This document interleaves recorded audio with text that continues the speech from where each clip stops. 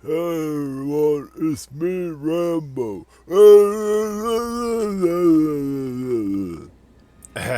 I mean, it's me, Rambo, and I am back with another episode in the Rambo series. And I'm gonna bust this fucking door down in a minute. But first of all, gotta show the settings very hard and hardcore just so people know what's going on here. And like I said, when we bust through that door there, Eddie's gonna leave us. Well, he's gonna be stolen, hijacked by Ulysses. So, it means we won't be able to make use of him till we get him back. So, before we go through that door, I want to go back and get some things I missed, such as the Chinese stealth book thing, which I watched the video I recorded of the last episode, and if you look closely, it indeed shows the cursor go over the thing, just like I said it would. But, I was having a lot of issues in that episode, so I didn't get it. And there's another thing I want to go back and get also. I mean, I'm just doing it for completion sake, really.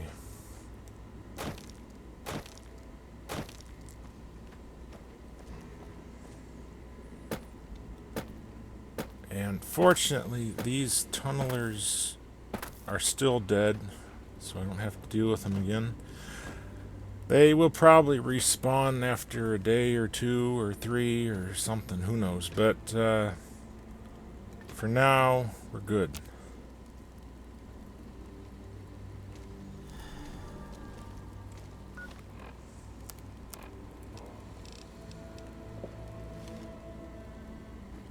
I gotta drink some alcohol because I need my strength. Alright, now I couldn't fast travel through there, but so I had to go, I had to go the long way. And there's another thing I missed also. Now, keep in mind, I haven't played this game, or this DLC, I should say, and it's been like a year or so, so I forgot something. But don't worry, I'll get it. But first, let's go get that Chinese stealth book. Now, the thing about this book is, if you didn't know it was there, you'd probably never find it.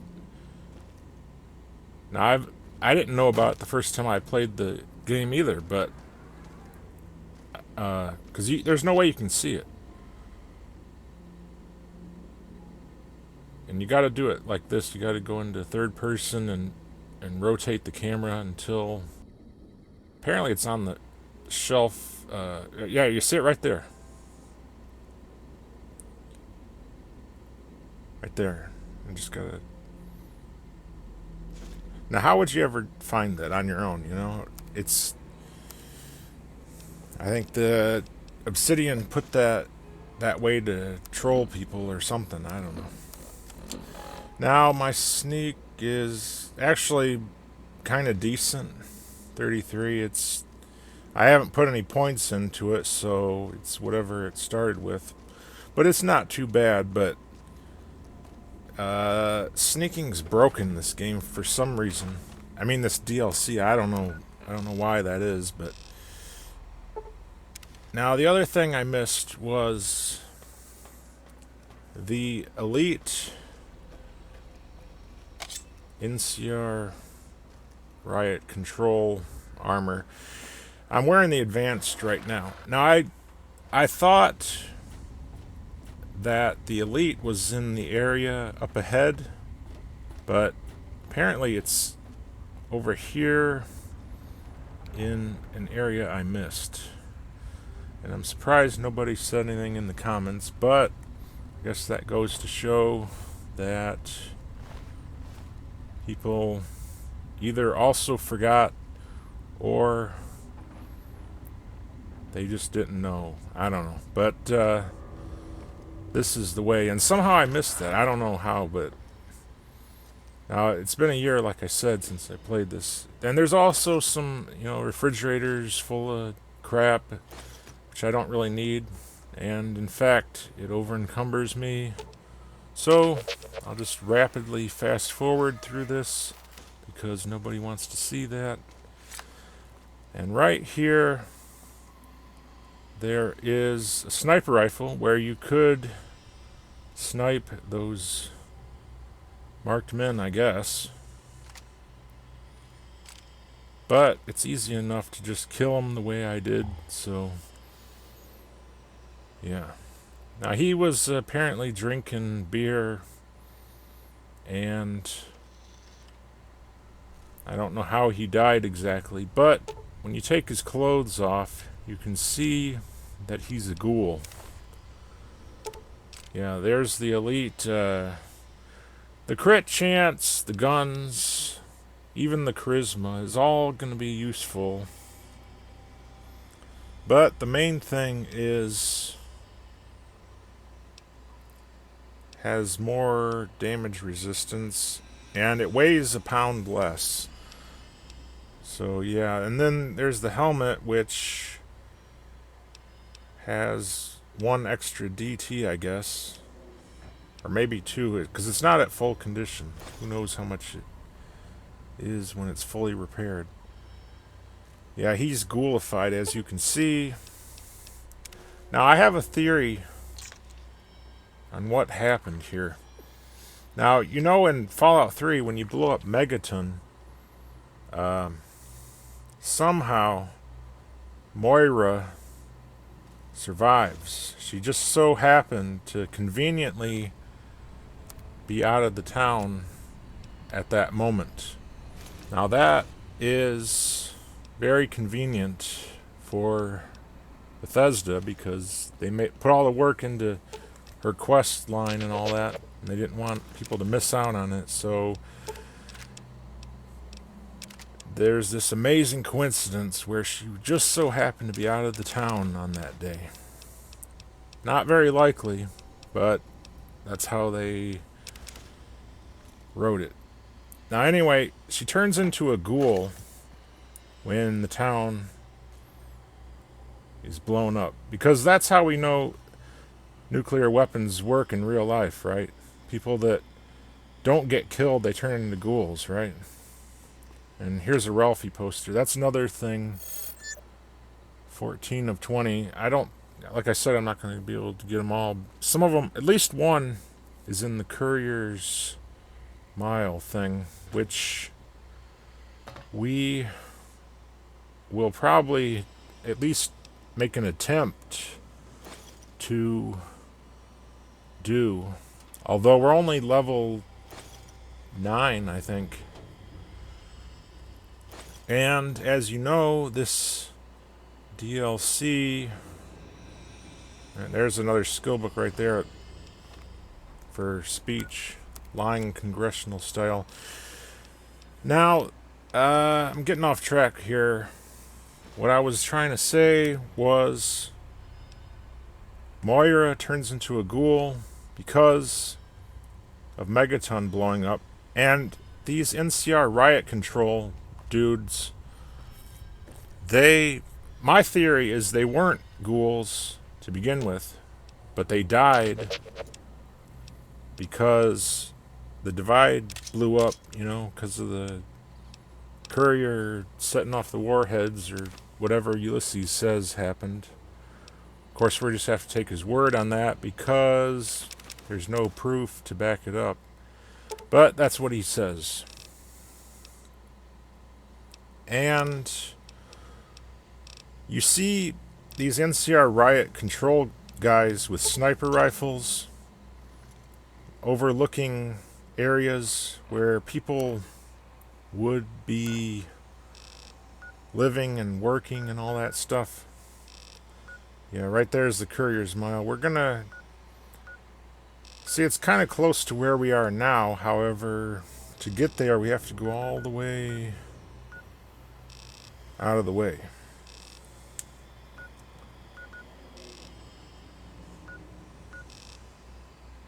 There's a... Isn't there a path to Courier's Mile? Anyway, I'm going to go here and... I'm thinking about going in there and killing some more tunnelers to get some XP, but first I'm going to sell off some of this inventory. Clear that out. And I'm going to buy some 5.56 rounds because someone told me in a comment that as Rambo, I should be using the LMG. And after thinking about it, I agree.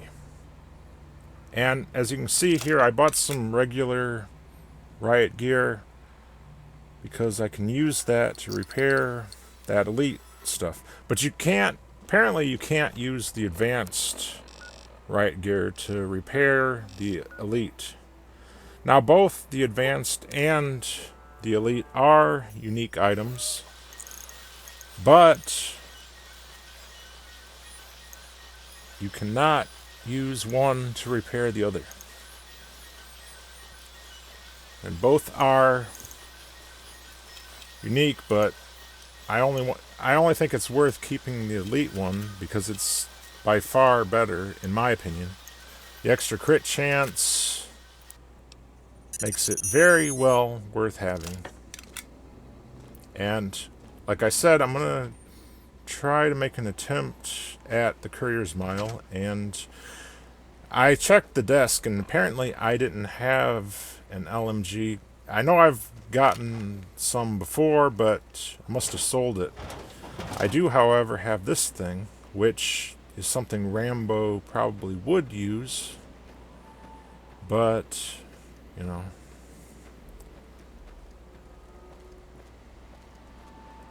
We'll see what happens here.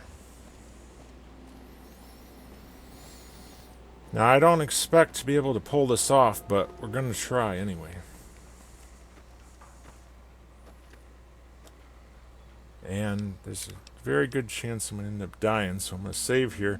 Now, this is my save from... I did that Hobbit video. I don't know if you guys watched it or not, where I tried to sneak through the silo with a stealth character, with a stealth boy, and it just didn't work out like I had hoped it would. But you can go watch that video if you want and see for yourself, because I thought it was worth testing anyway. Now, I've saved, and I'm going to go ahead and buff myself up because, like I said, and as you probably know, this Courier's Mile place is extremely difficult, and you're going to need every bit of help you can get. And even with every bit of help you can get, it's still probably impossible when you're only level 9, which I am at the moment. The game expects you to go into the DLC at level 25 at a minimum. And by the time you get to the Courier's Mile, you're probably like, I don't know, level 30 or something. So, yeah, I'm like... Yeah, here they come. Now, my idea is you shoot those death claws with the flare gun, you can get them to back off. And hopefully this strategy will pay off. But we'll see what happens. Now, one redeeming thing about these death claws is they're not regular death claws, they're irradiated death claws. And what that means is when this area got nuked, the death claws lost their armor that they normally have. So they don't have any damage threshold. So you can use hollow points against them, and it's very effective. But I don't have any hollow point rounds, and as you can see, I'm dead. I do think there are hollow point 10mm rounds, but I don't think I happen to have any. I don't know if the commissary sell them.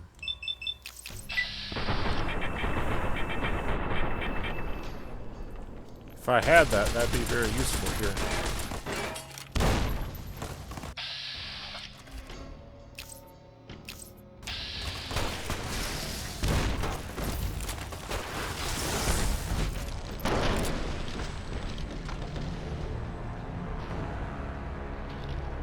Yeah, the flare gun works on the Deathclaws, but the Markmen, they just ignore it.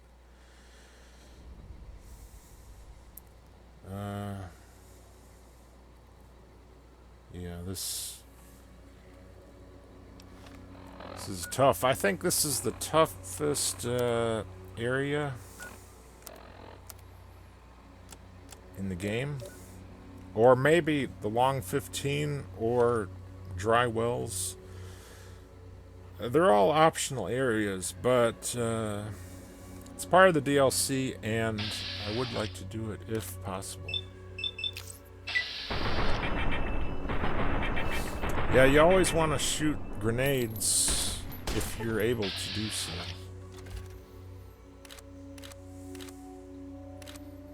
That's one good thing about VATS, because I think you'd have a very hard time doing this outside of VATS. Damn, he's got one of those thermal lances, and those are extremely tough, extremely powerful melee weapons. They ignore armor, so very, very tough to deal with. I'm gonna go ahead and eat all this stuff to try to heal past the damage that I'm taking. Yeah, this is not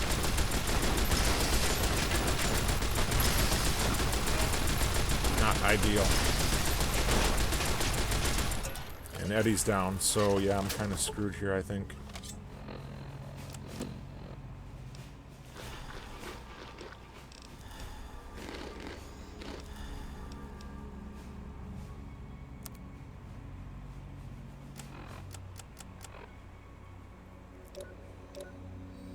And you can see all this effects going on that's helping to buff me up, but it's just not enough. Taking kind of like everything I have here, and it's just, yeah.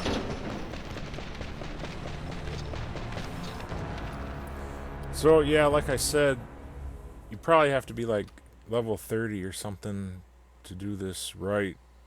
Level 9 is just way too low.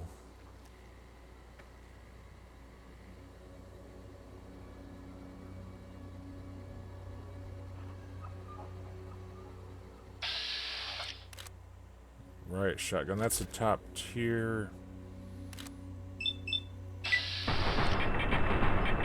Damn it, I didn't hit the grenade.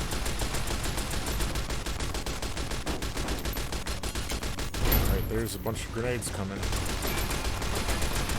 Yeah. Yeah, no way, no way.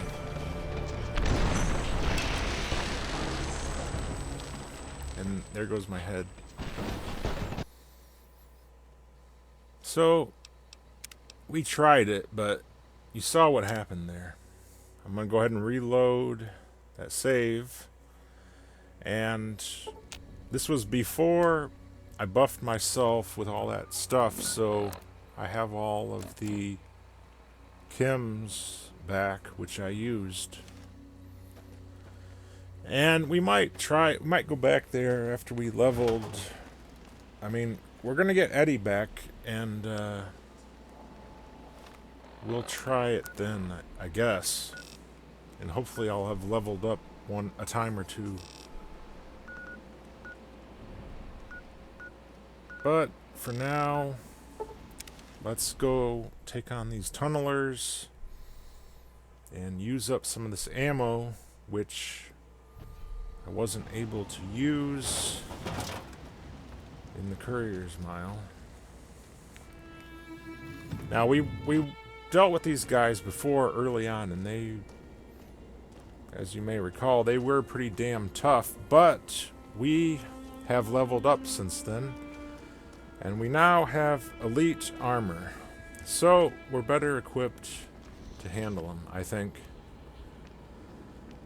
And yeah, you can see the red pips there, they've respawned.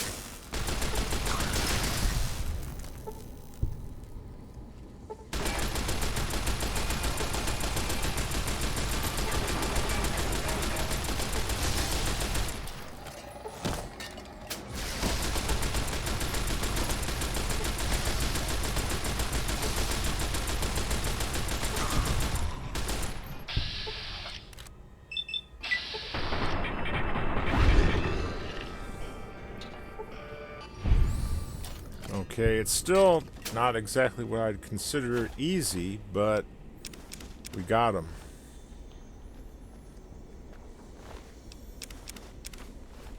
And it's a good way to farm some XP. I don't know what the respawn rate on these is, but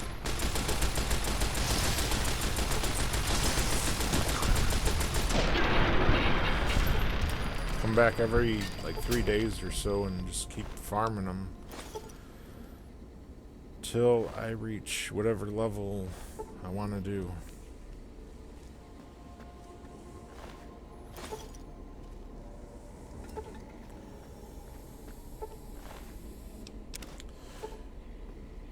Now I've been thinking about what somebody said about these tunnelers being those hippies from before the war, and I doubt that that's actually the case. Because after thinking about it, because the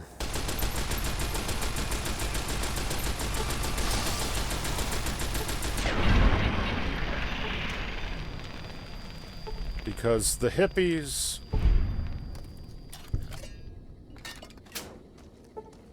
they were all hauled off to Big Mountain, right? So the hippies were hauled off, and if they were turned into tunnelers at Big MT, then that means that they would have had to been hauled back here after that happened. So it's possible, but why would they haul them off and then haul them back? Like, why would they haul them back as tunnelers? You know what I mean? And thinking about that, it doesn't seem to make any sense to me. So I think more likely the hippies were turned into lobotomites, just like the Chinese were. I think the tunnelers are something different entirely. I think they were like a Land of the Lost reference or something like that.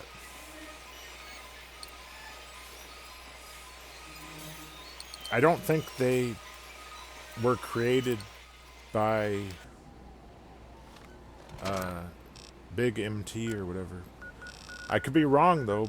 It hasn't been said in the lore one way or the other, but it's possible.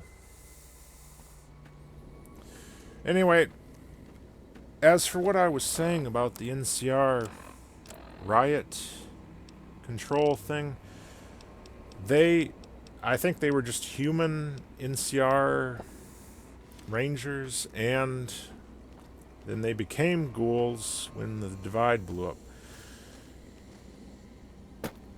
Of course, they both died and became ghoulified, it seems like, instead of like Moira, who survived. But then again, some of them became marked men, right? Now, as for why the NCR was here, it was because they annexed the community here, which Ulysses loved so much. But speaking of Ulysses, we're going to go out here and have a talk with him. Now, when he hijacks Eddie, all of the equipment is dumped on us, but all Eddie has is this 1 pound general outfit. So we're going to put that on. It gives us a little bit of speech, which might come into play when talking to Ulysses, but I don't know. Now we look like General Patton here with the general outfit and the helmet.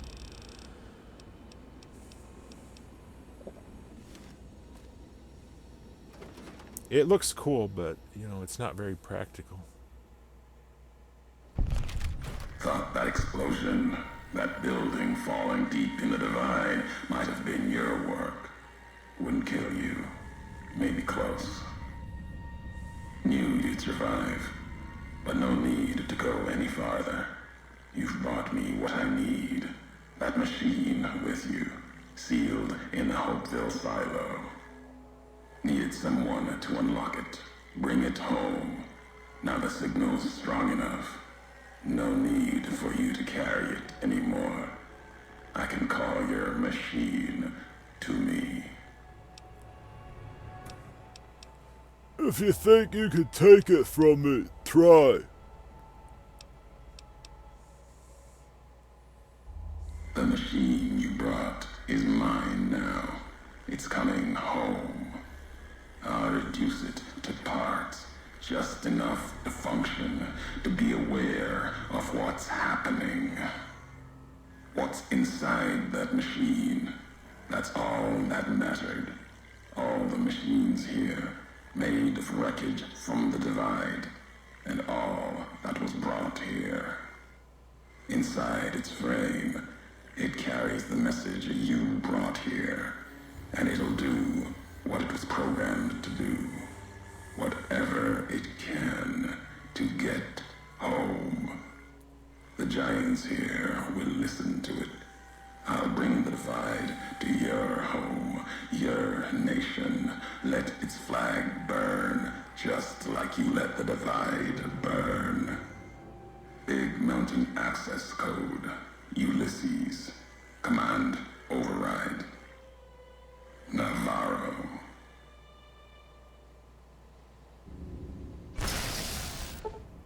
Ulysses has seized control of Eddie. You have lost Eddie as a companion, and we've lost the enhanced sensors perk. And that does it. Now you can see there's a warhead off in the distance. I don't know if we can reach that from here.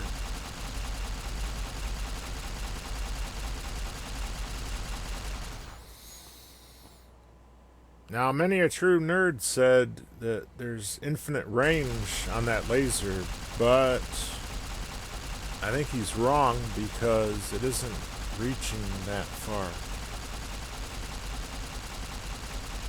Now, granted, this is very, very extreme distances here, but nevertheless, there is a limit. And that's probably the very last time we're going to be wearing that general outfit. Now, there's just one more time we talk to him, and that is when we confront him in the final showdown. And we can probably talk him down or whatever, but I think we're gonna just kill him, because that is probably what Rambo would do. Now down there will be some death claws, but it seems like they haven't spawned in just yet. And there's a few warheads embedded into the cliffside or whatever. Now they're easy to miss. If you are going for that achievement and you're missing some, then they're probably the ones that are on the cliff or whatever. There, you have to blow up at least one of them to proceed, so you can't miss that one. But there's a few other ones too. Now the death claws still have not spawned in yet. Though, to be fair, we lost Eddie's enhanced sensors, so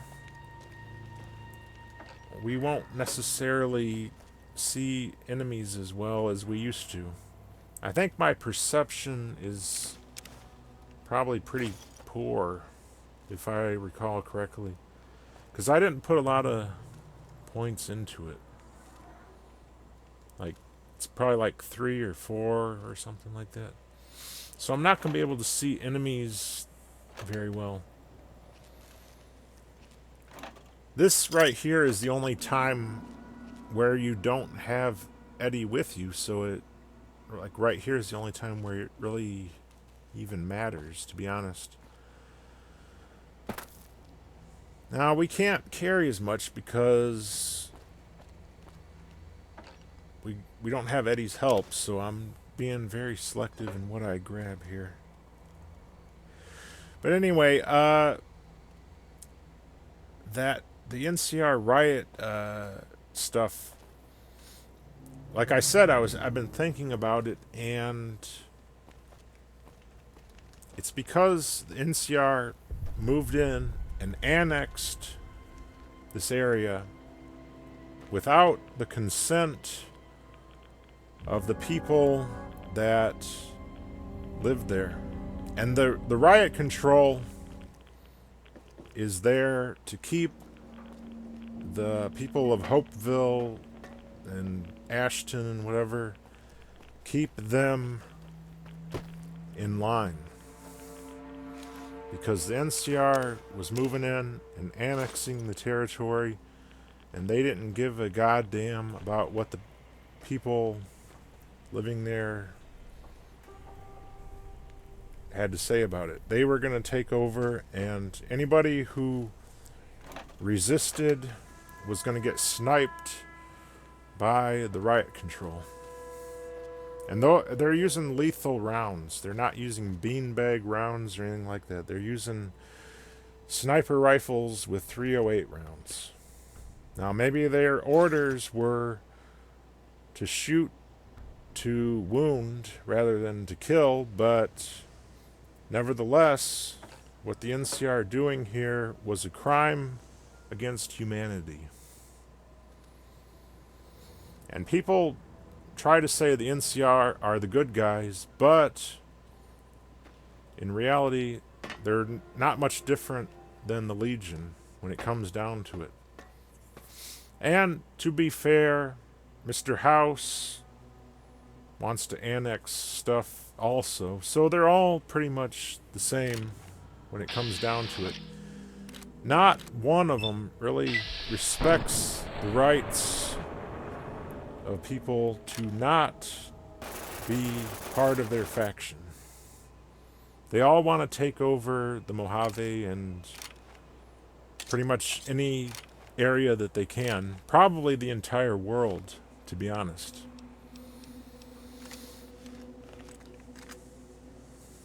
So, the NCR, they're not the good guys that people try to believe that they are.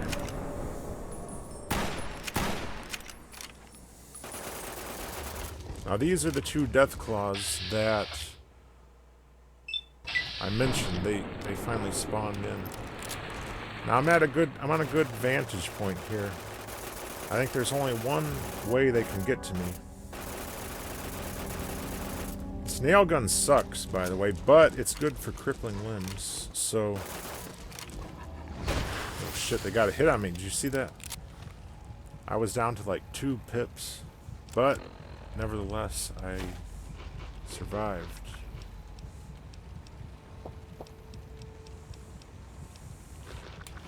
I wish I had a way to repair this armor. To fully repair it at a commissary costs a fortune. I was able to buy armor and repair it that way, but it's not the ideal way to do it.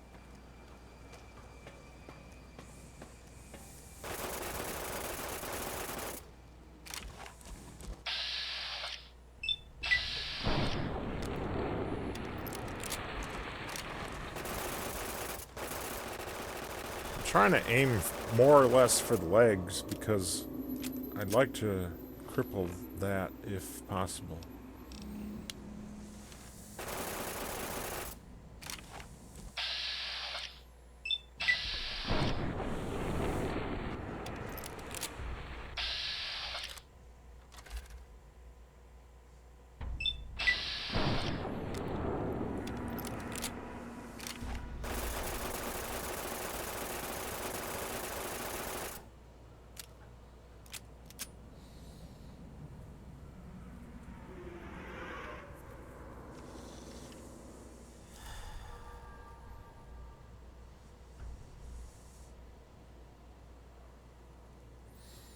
Not too fond of the sneak sight.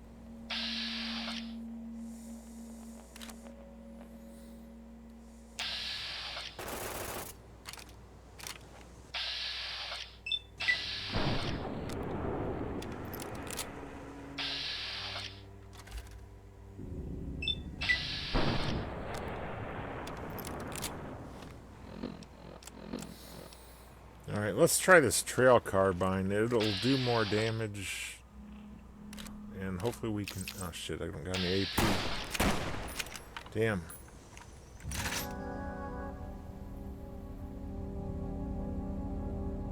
Now if I shoot through that rebar, it's probably going to hit the rebar.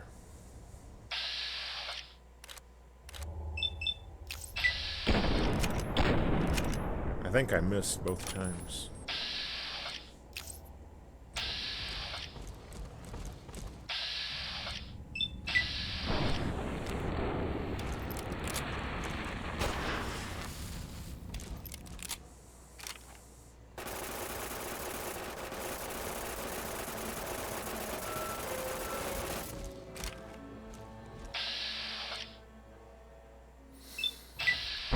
Like I said, they can only come up one way, and that's up the ramp there. So this is a really good vantage point right here to take them on. Of course, you can also do it the miniature nerd way and lure them into the marked men and have the marked men fight them. Which, to be honest, is probably the smarter way to do it, but I'm not going to do things the smart way. I'm going to do things the Rambo way.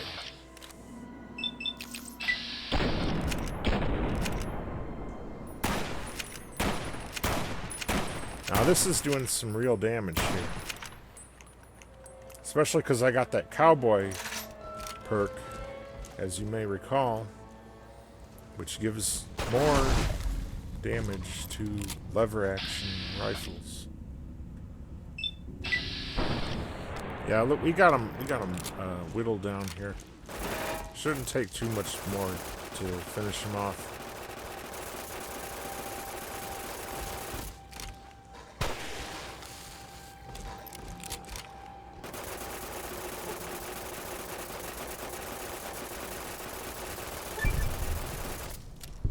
I can tell that one's crippled. The other one, I'm not sure.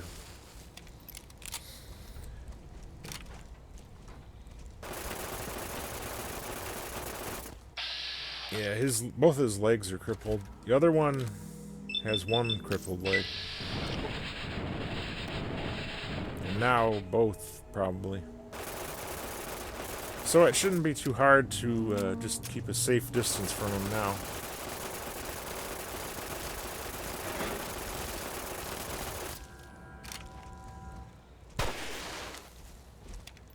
I'm going to switch to my knife. Because they're kind of harmless now.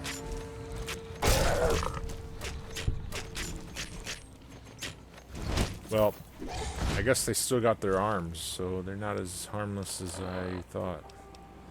Still gotta kind of be careful with them. But it's easy enough to avoid them now.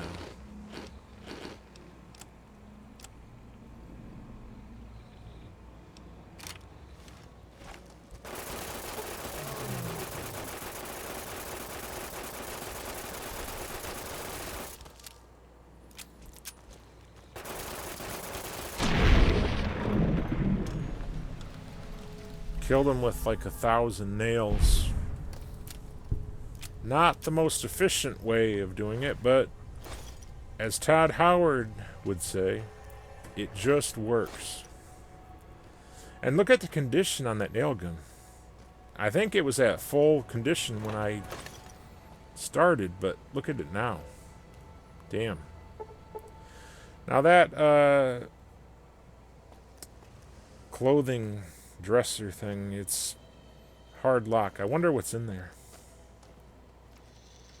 Alright, and we're in caution, and that's because the marked men have spawned in.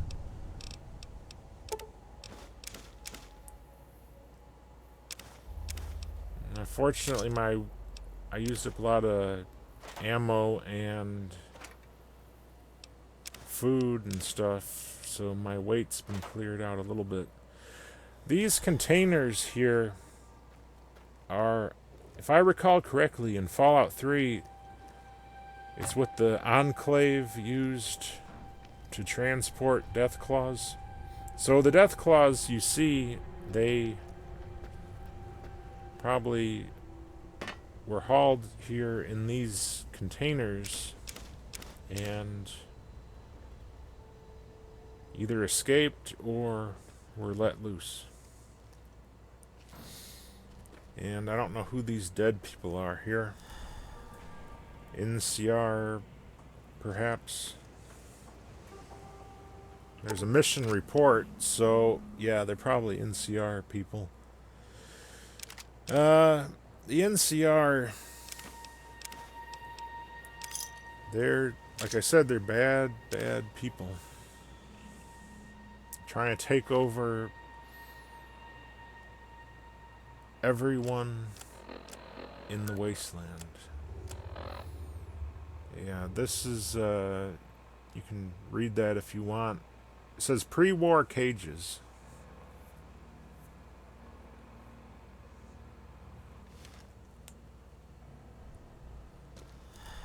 Yeah, some bad shit went down here. Now, we don't know for certain if Ulysses is correct or about the courier destroying the divide. But even if that's true, we don't know what the courier's reason for doing that was. Now, it could be that he was pissed off at the NCR for annexing the area, so he destroyed it, or he or she destroyed the divide so the NCR wouldn't have it. Or it was just to cut off the supply lines like Ulysses said, but who knows, really. Who knows for sure if the courier even knew that the package he was delivering would cause this. There's no proof either way, really. Alright, the marked men found us. We're in danger. Okay, they're taking shots. Now this is gonna, dealing with them is gonna suck.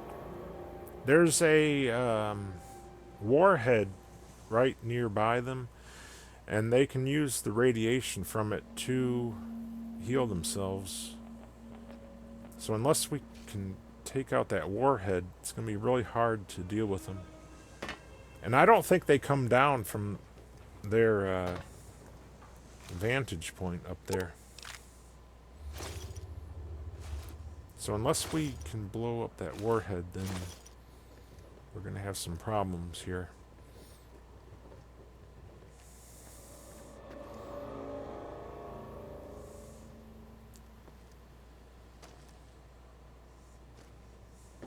Shit.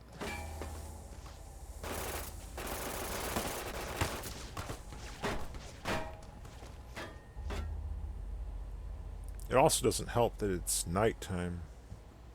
Makes it harder to see what's going on. I'm not a cat, you know. I can't see in the dark too well. And I could take some cat eye, but cat eye just doesn't really help in this game. So I don't know what to do.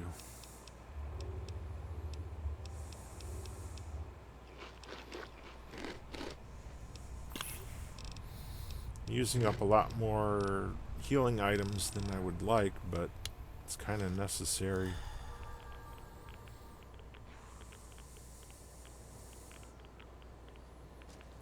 I keep hoping they'll come down, but I don't think that they will.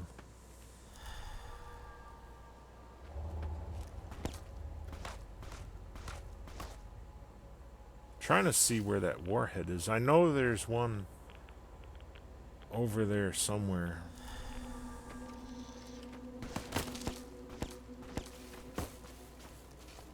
Damn, I'm crippled again.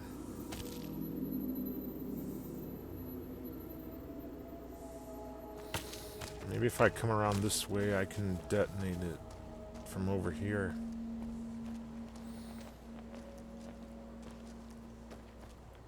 I see it.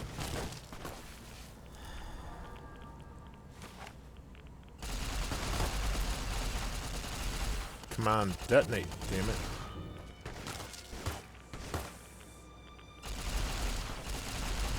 Is it hitting an invisible wall or something?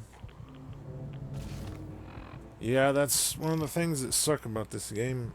Those stupid fucking invisible walls.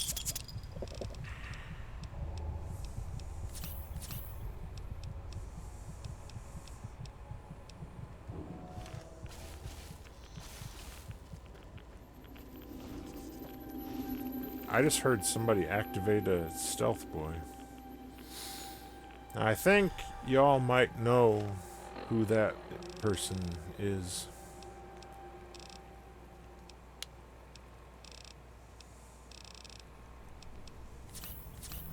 I'm amazed that I could hear it. I don't know exactly where he spawns in at, but can't be too far off if I was able to hear him go invisible. Okay, the brush gun, if we can hit him in the head, maybe we can kill him even despite their healing. Oh shit, this guy's invisible. It's not who I thought it was, it's somebody else. Well, he's gonna be harder to deal with, but if we could just blow up that damn thing, maybe we can take him out anyway. It don't matter if you're invisible or not. When a nuclear warhead goes off, you're dead regardless. A stealth boy ain't gonna save you from that. Shit, only 1% chance. And I think that's because I'm crippled up. My gun skill is kinda decent, but not great.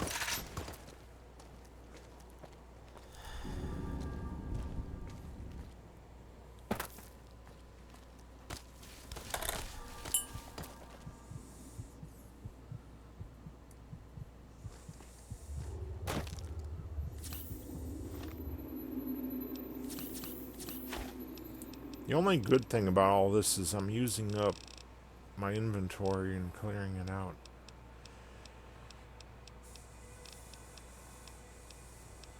I should have just had them fight the death claws. Like many a true nerd did.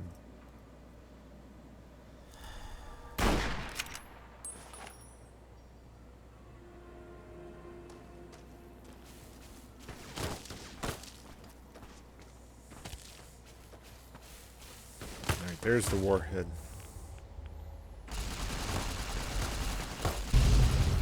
There. Finally.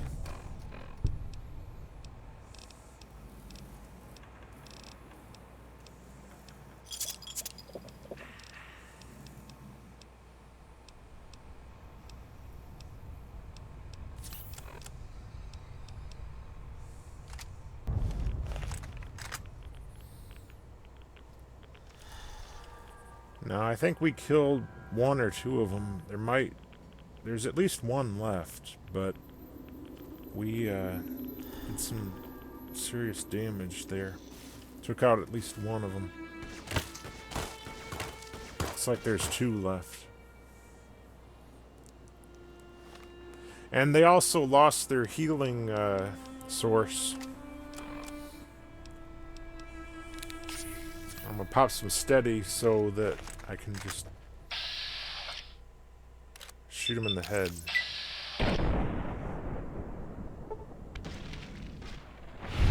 Nice. I'm almost to level 10. I think I missed.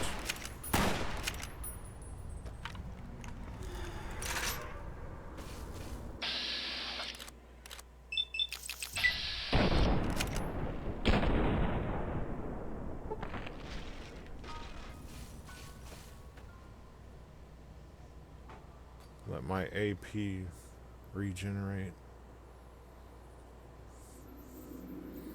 It's probably gonna take 2 hits to kill him.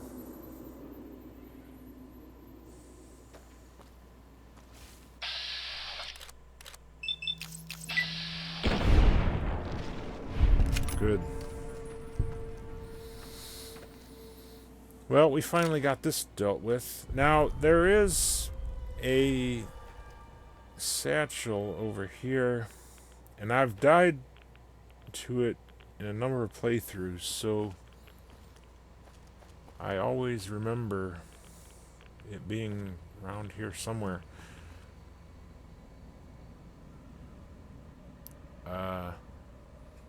Just not seeing it though.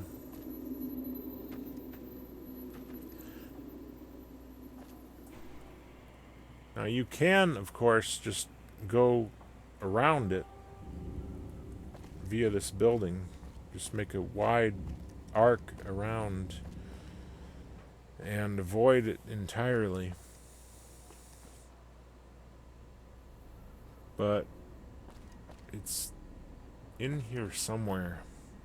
I don't think it detonated, but I'm not seeing it. It's possible it like glitched in the through the textures or something, because these games are known to do stuff like that.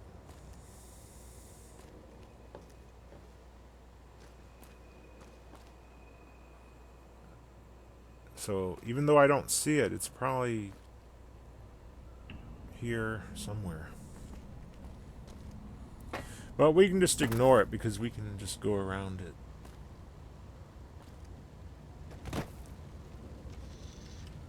Alright, we're in caution.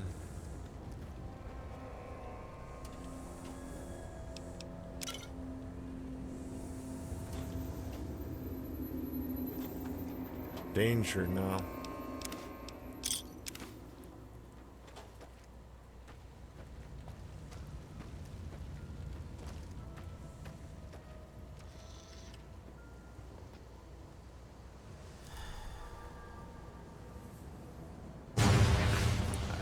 That was.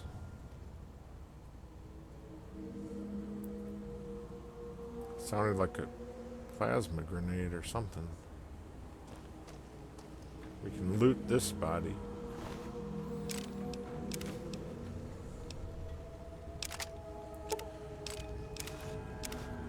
So that was wearing trooper armor. So that marked man was probably a former NCR guy, but didn't he have Legion Denarius in his inventory? So he was an NCR guy, or at least wearing NCR armor, but he had Legion currency. But it's like Ulysses told us, these marked men, they don't seem to care about their former identities. Whether they were NCR or Legion, they're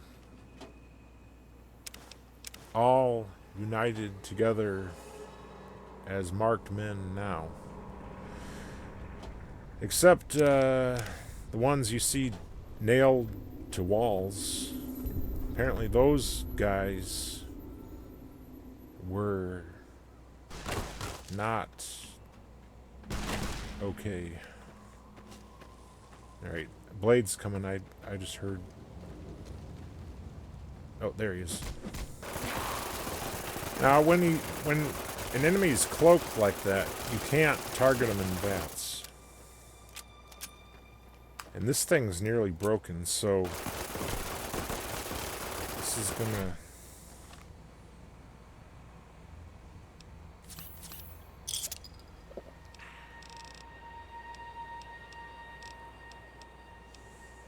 Jet won't help because, like I said, I can't VATS him, so...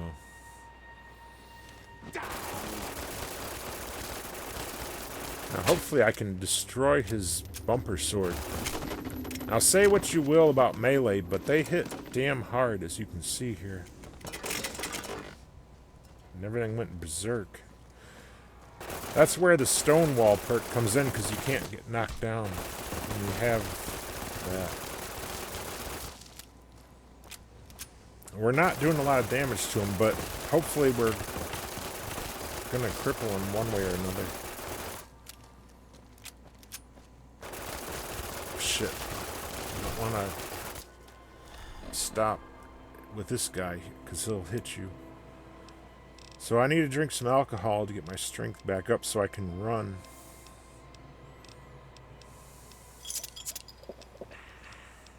That was a bad time for the booze to wear off.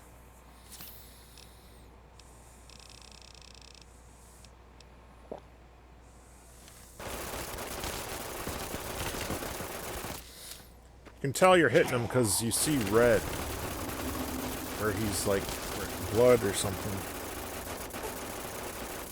I'm surprised these guys even have blood because their skin is all off, so the blood is all exposed, right? They're like blood. They're blood men, basically.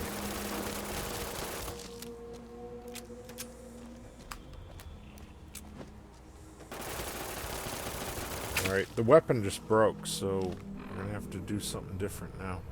I was hoping I could get him crippled, but I don't think that we managed. Alright, we can use this laser beam.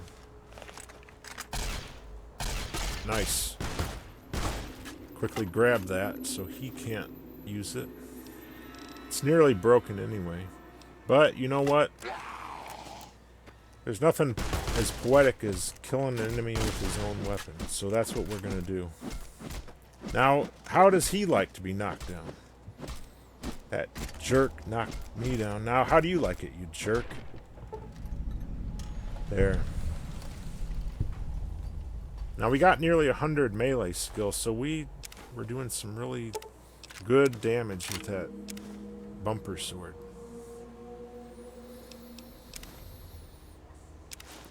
And, as you can see, he's a blood man. Somehow these guys are different than ghouls. I guess because they're freshly made ghouls, I guess. I don't know. Alright, we're over encumbered and we have a concussion. So we're not in a very good state of affairs here. So I'm going to have to drop some stuff, repair some things to try to get the weight down. I don't want to drop the nail gun because even though it's broken, we can use it to repair another nail gun. So it isn't entirely useless. Yeah, we're going to have to make a trip back to HQ though.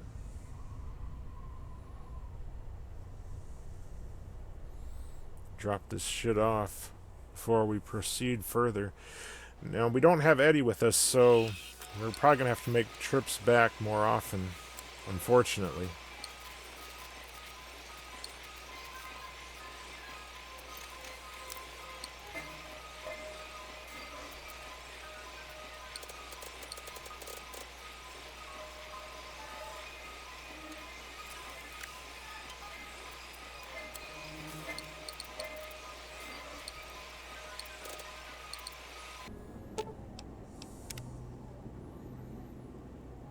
Now, I can repair the helmet, but the gear itself, look how much that costs. 15,783 caps. That's by far more than what I have.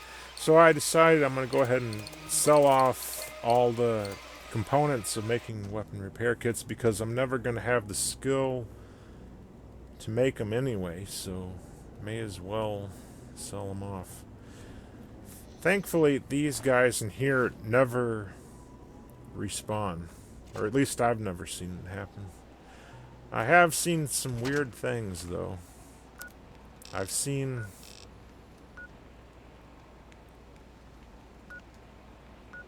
some people respawn here outside, but not inside.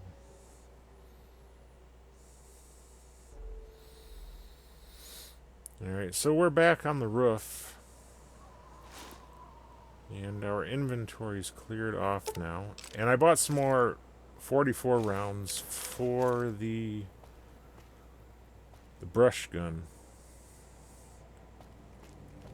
Because we were doing some decent damage with it.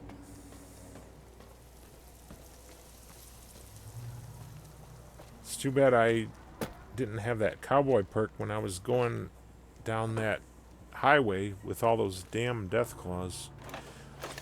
Those guys, well, you saw what happened. They took a lot of bullets to take them down. Sniper bullets, even. I think it took like 20 sniper rounds to...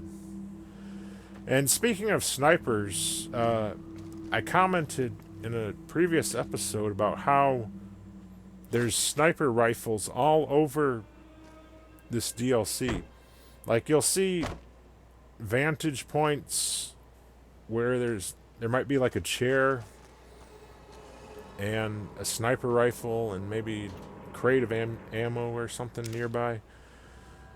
You see it in Hopeville and Ashton and various places. Now, undoubtedly, that's the NCR's doing. There was probably NCR riot control stationed at those vantage points. Like, even when you first exit the silo at the very start of the DLC, and you go up above where you exit, there's like a car, and you can get a sniper rifle up there. My guess is there was NCR riot control there, and when the divide was destroyed, they either got killed or they became marked men. But back to what I said in the previous episode, that's probably the reason why you see so many sniper rifles all over the place. It's because of the NCR bringing in all these riot control dudes to keep people in line. Kind of like the Chinese in Hong Kong and Tibet and so on. The NCR is basically like communist China. Now, they call themselves democracy and all that, but is it really? Do these people consent to being ruled by the NCR? I don't think that they do, because why would you need riot control with sniper rounds and all that? Now, you can blow up that warhead, but doing so would be a mistake, because the warhead can be very useful, as I will show in a moment. Now, to deal with this guy, you can do it the miniature nerd way, or you can do this, and then this. And it couldn't be any easier. So why spend an eternity doing it the miniature nerd way when you can do it the logical way? Now, if we can find his body, or she, it could be a she, I don't know, you will find Rar's talon, which is larger and more impressive than lesser Deathclaws. And if you take that to a workbench and you have 75 unarmed skill, you can make a Deathclaw gauntlet. Now, the first time I did this challenge, I was an unarmed character, and I did make the gauntlet, but as you can see, this happens extremely late into the DLC. So, like, there's only 2 unarmed weapons in this DLC. The gauntlet, which you get right now, and the industrial hand. And that's it. So if you're an unarmed character and you do this challenge, you're basically screwed up until like at least halfway into the DLC when you get the industrial hand. So how do you get by? I mean, you're literally unarmed, because you just have your bare fists up until then, because there's no other unarmed weapons. Not even the marked men ever use unarmed weapons that I've ever seen. I've never seen marked men equipped with any sort of unarmed weapons. Alright, this is a duffel bag, and there's an NCR distress thing in here. Now, this skeleton, I think, is the NCR person in question, and I'll play it. Mayday! Mayday! Mayday! This is NCR Trooper Gleason, calling anyone listening on this channel. My platoon has been wiped out, and I am pinned down by a goddamn huge Deathclaw in a place called the Divide. So far, I've been able to scare it away with flares, but I lack any explosives to kill the damn thing. Please assist. I say again, please assist. Mayday, mayday, mayday. This is NCR Trooper Gleason, calling anyone listening on this channel. And I don't know if that skeleton is NCR Trooper Gleason, but considering it's the only skeleton nearby, I think it would imply that it is her. Now, if you come in here without a flare gun, you can quickly run over to this emergency kit and grab one right here. So, if you come in here and you don't happen to have a flare gun, just run over to that kit and grab it and use it. Now, to kill Rar, all you need is a flare gun and the laser detonator. And you literally cannot unequip the laser detonator. So, if you've made it this far, you're guaranteed to have it, because you just can't get rid of it. So, you can go into that cave with literally nothing, run over, grab the flare gun, and do what I did. So you don't need any weapon whatsoever.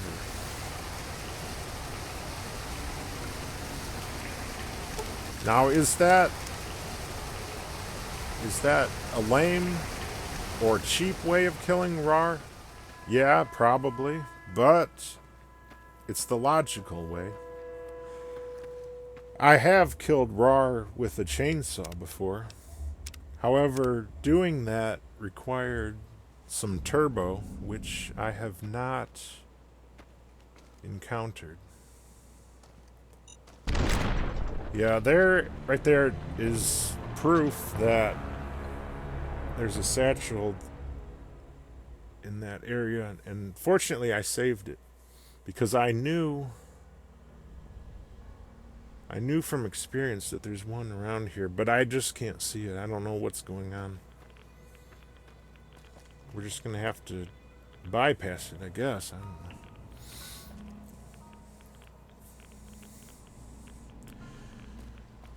But as I was saying, using turbo and a chainsaw, I was able to kill RAR in another playthrough a long time ago. Unfortunately, that footage is lost forever because, well, you know why. But anyway, in that playthrough, I brought turbo into the DLC from outside.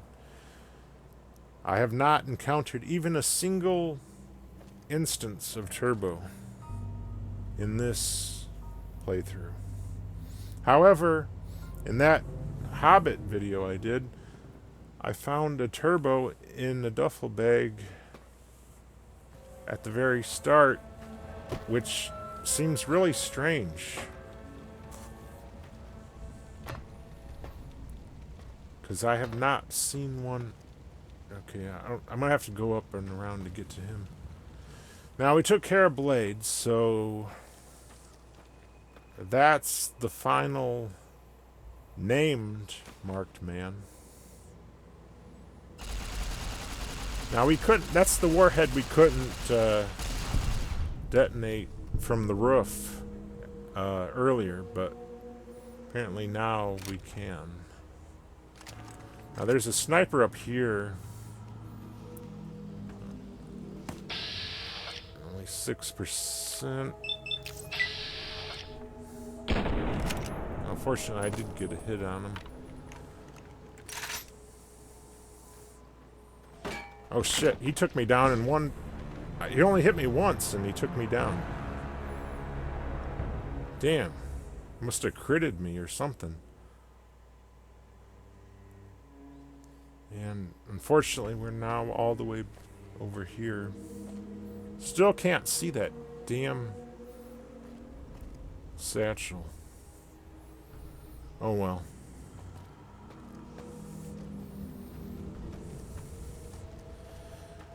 This is where steady comes in very handy. Now you do find a lot of steady in this DLC, but not infinite amounts of it. I just want to keep at least some ready for the final battle. Now the 6% chance is now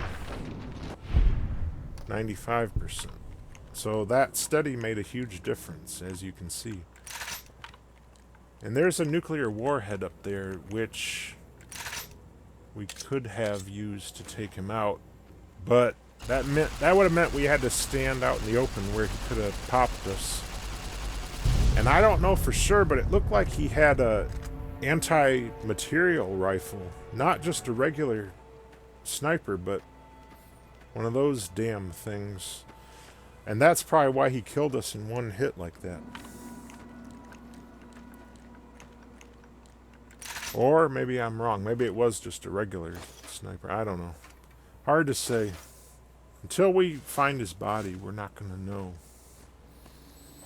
Of course, he might despawn long before we get up there. Now,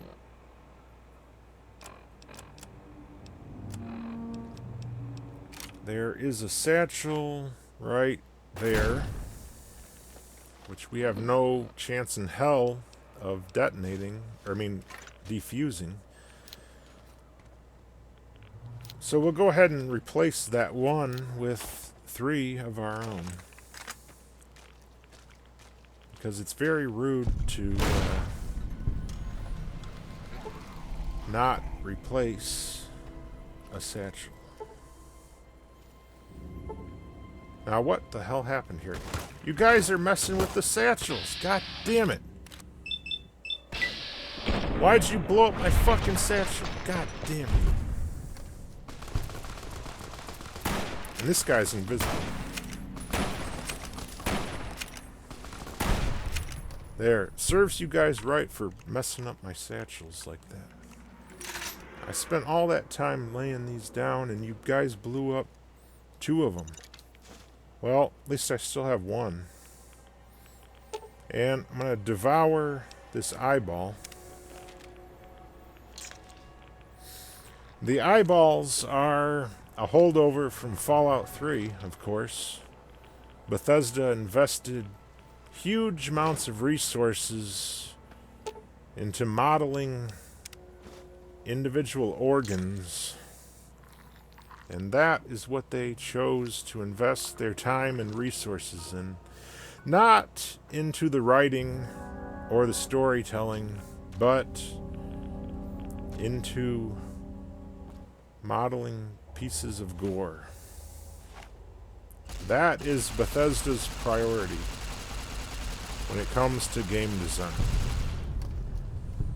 Alright, so we'll detonate that warhead for the 2nd time, and hopefully final time. Now, we're encumbered, unfortunately, but thanks to the miracle of editing, we're able to fast forward through this, and we're going to drop off this crap inside of this satchel box, where hopefully it'll be safe until we can get Eddie, and then he can help us carry it back to wherever.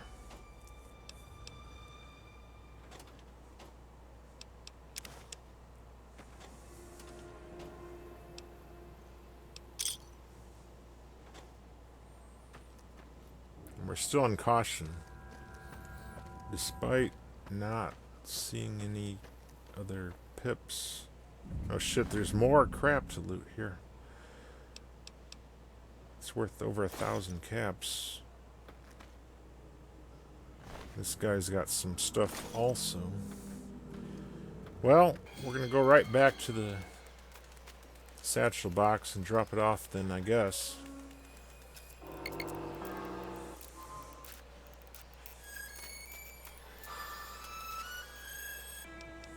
Eat some human flesh and wash it down with a beer.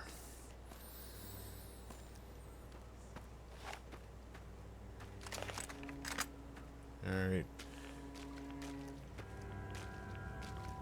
And here is another one of the Ralphie posters and a duffel bag with some generic crap. All right, 15 of 20. It's weird we're in caution. I don't know what's going on with that. Now this cave should be empty until you reach a certain point where an ambush gets spawned. This cave here, it reminds me of Camp Guardian in the vanilla game with the lake lurks. You might know what I'm talking about. It's a situation kind of similar to this. There's a lot of 5.56 rounds and cases along the way here until eventually you run into the skeleton with a duffel bag and he's carrying a note and a pencil. Somehow the note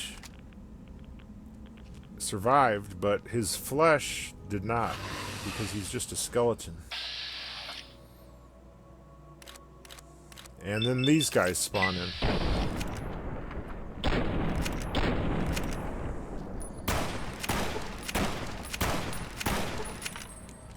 Now this does some good damage, but the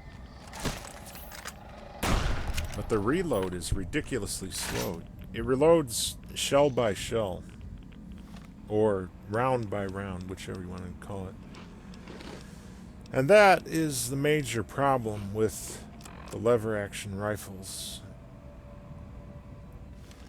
Alright, we leveled up, but we're in combat again, so I don't think we can invest points yet.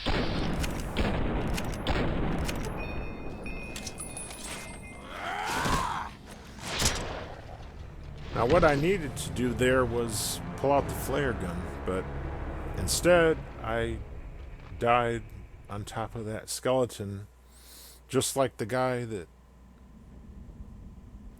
died there did. He probably died the same way. He was probably, well, who knows what happened, but his flesh is gone.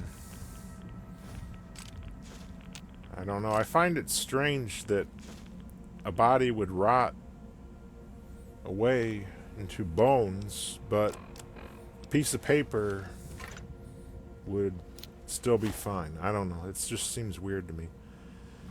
But whatever. Maybe he didn't rot. Maybe the tunnelers ate his flesh off. Who knows? But then again, if they ate his flesh, why did they keep the skeleton intact and not with the bones scattered all around? I don't know. It's just a weird thing, if you ask me. But sometimes I overthink things.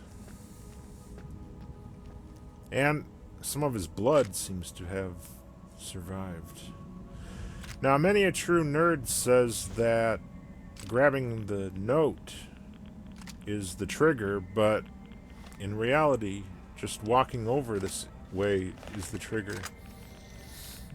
You can go over here and not grab anything at all, and they'll still spawn in.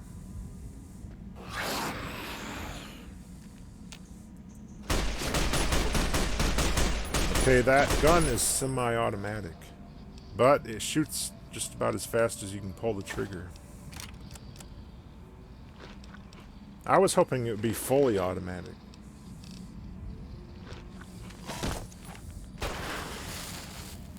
But it is what it is. Okay, they went over the satchel. Took some damage.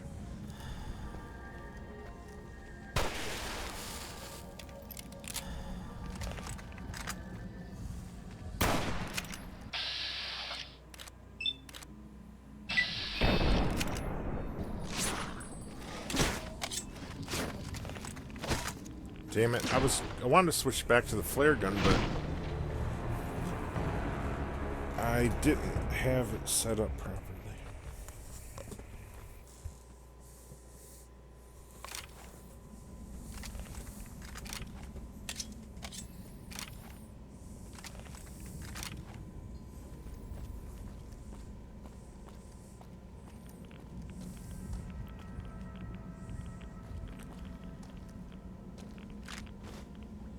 I've done this before, so I know it can be done.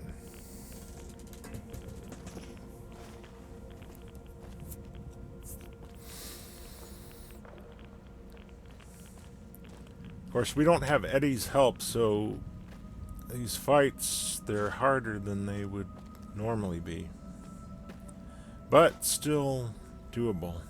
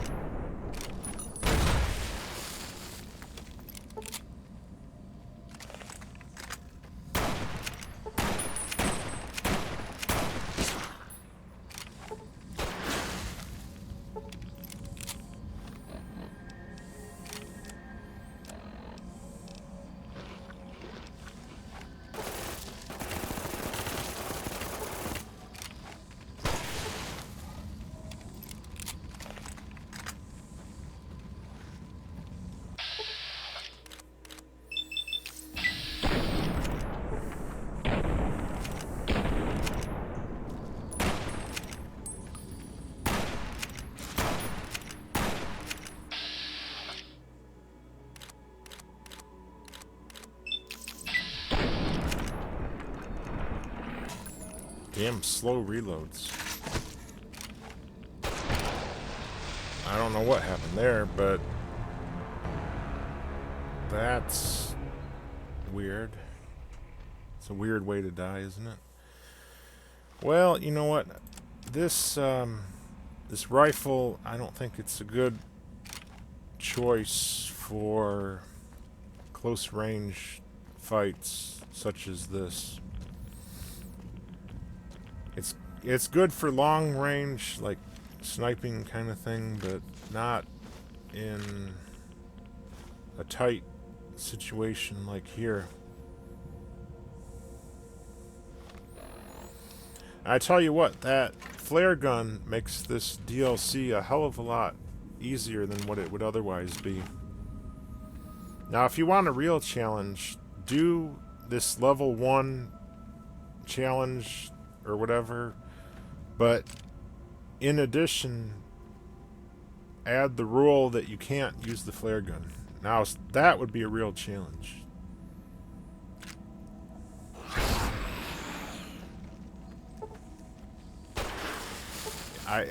It would still be doable, but it'd be a hell of a lot harder. Alright, come on, flare gun.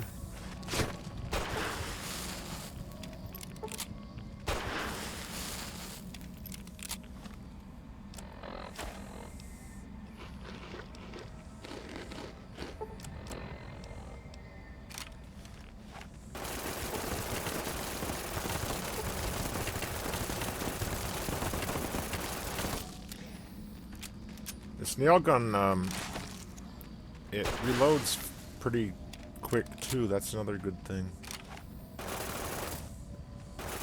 The drum or whatever, all you gotta do is just change the drum, and then you're good to go. Oh shit! Look at how many there are. Holy crap! Now, fortunately, these flares, they have some sort of splash area. So you don't have to target each one individually. If they're all packed together, they'll all be hit by just one, so that's good.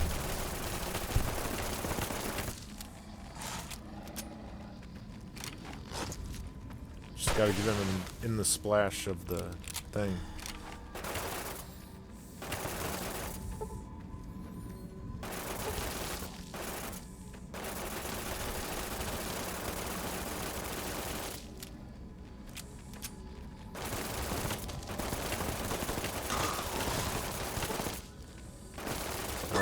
Abominable perk rank 1. I think that means we do more damage now against abominations. And we leveled up. Now, but like I said, the abomination perk, it's great we got it and all, but we got it right now where it kind of doesn't even matter anymore. Because we're not going to be fighting many more abominations. You know what I mean? But we're at 100 melee, and the other 2 points I'm going to put into guns. And this is probably the final perk we're going to take before the end of the DLC. Mysterious Stranger can help, but in my experience, causes some problems with the game crashing sometimes. Now, Misfortune, you can take both of them, but only one will appear, and they both contend. They both. Now, Finesse would be great. The extra crit chance. Fight the Power, I don't know if that helps with marked men, but even if it does, I don't think it's worth taking at this point.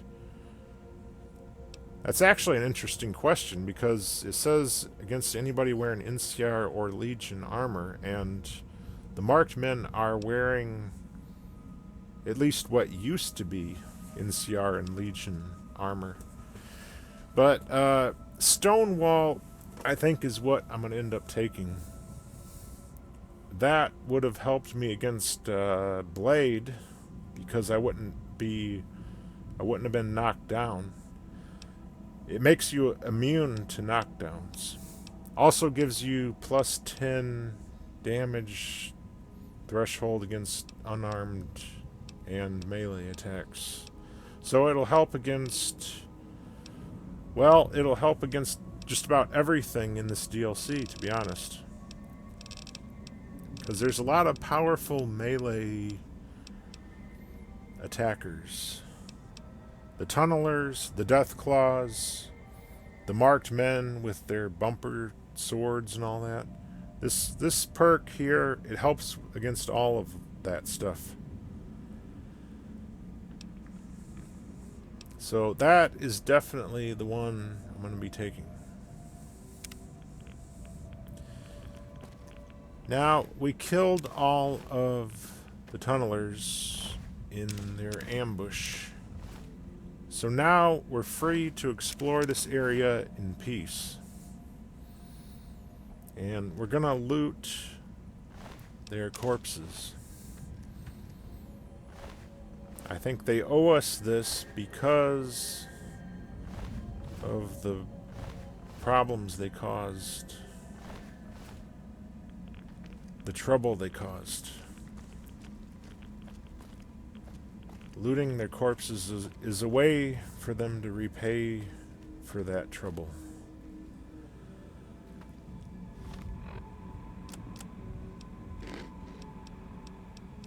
And we're taking some rads, but it doesn't matter because we will get that cleared out at the auto dock. See, these lead-lined boxes have these breathing masks which help with the radiation, but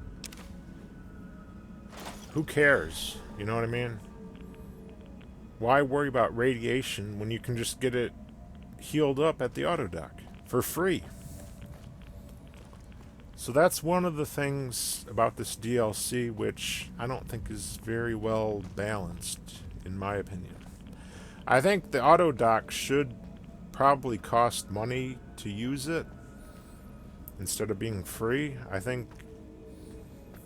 don't know, I just think it's kind of too easy, you know. Oh well. Is what it is, right?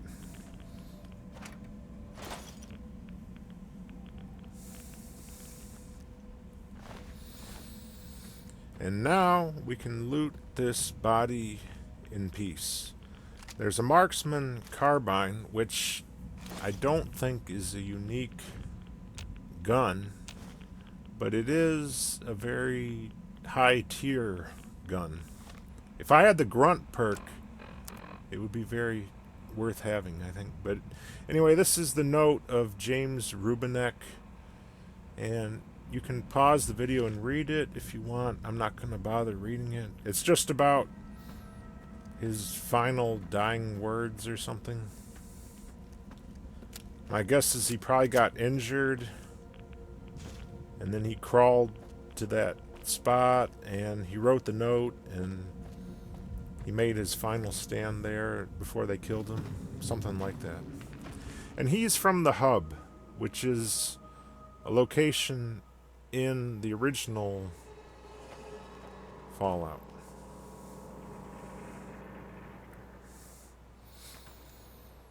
So that's that area.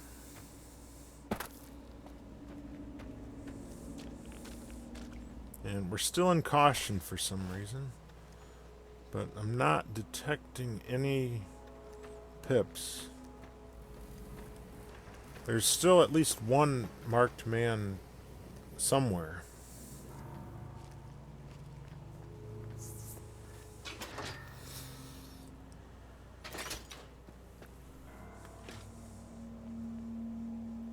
Not going to be able to carry a lot here,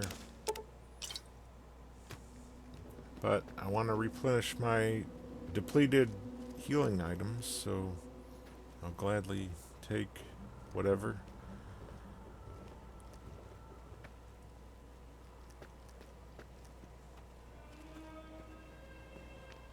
Alright, this is Jackie's computer. Again, I'm not going to read it, but you can pause it if you want to. And this is, apparently this is the pre-war lore, whatever you want to call it, from the time of the hippies. Not the time of the... See, the divide was like, it was like destroyed twice, I guess. Once by the courier, and then another time way back in the war or whatever.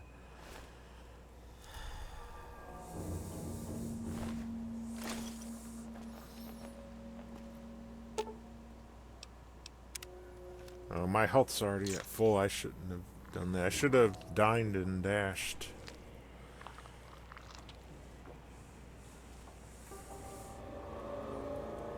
Alright, he's empty. This one. I will dine and dash him. He will be dined and dashed to hell.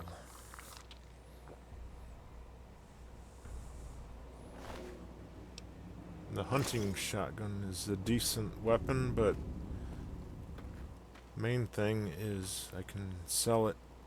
Oh, sweet. A light machine gun. Now that's exactly what I was hoping for.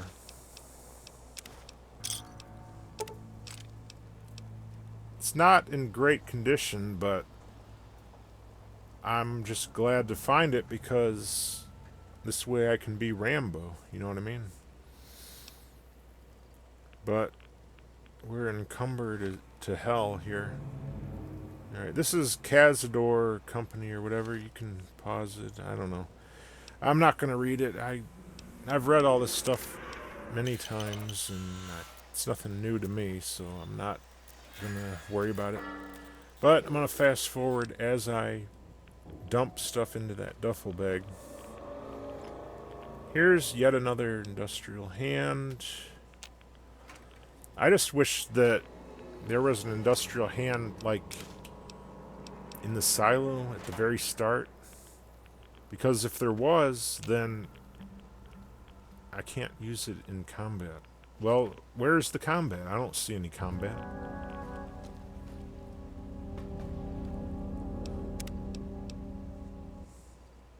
I don't think you can save in combat, but I'm able to save. Why can't I use the campfire? There's some idiot somewhere who is preventing me from camping. Oh,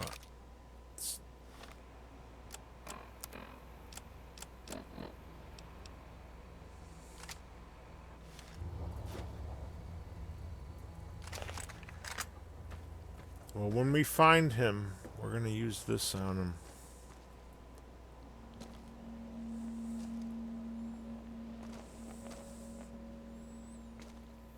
.7. Now those rounds, there's a submachine gun which uses them, and the survivalist's rifle from Honest Hearts. But other than that, I don't think there's any use for them. Certainly nothing I'm using. All this loot and stuff is going to have to wait till we get Eddie back. But over there is another... This one's easy to miss, I think. This one here is not a necessary one. Oh.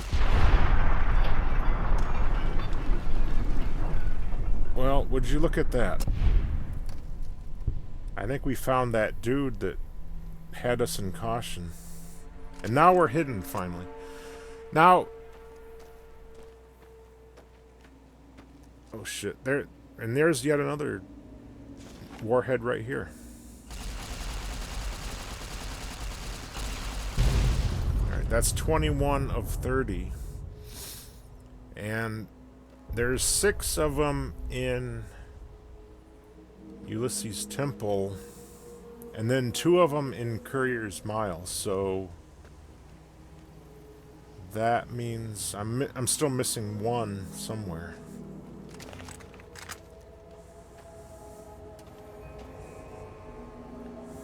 I think it's on the roof of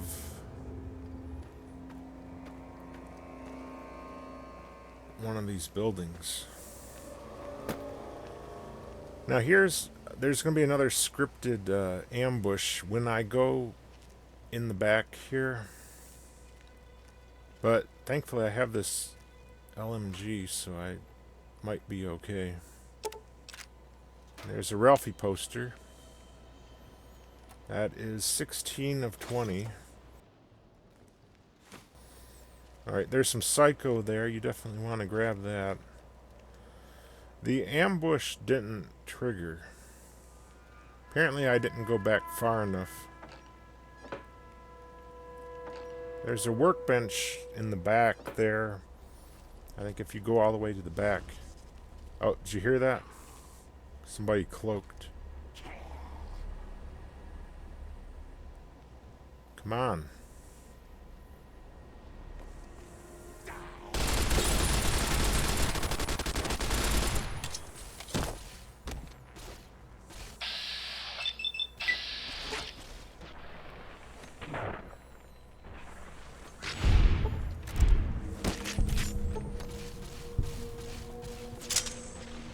Oh, God.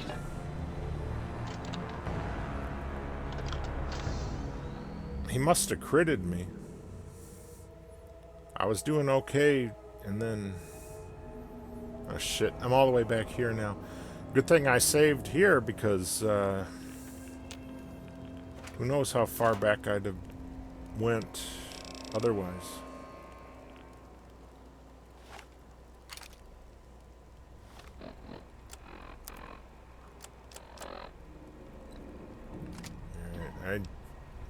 I got the LMG, so that's good.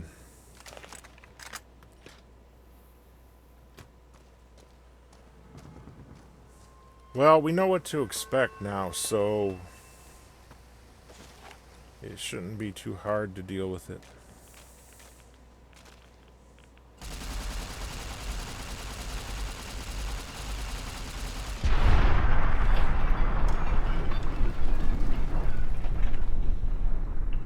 At least we get to see this idiot fall to his death. That is kind of fun.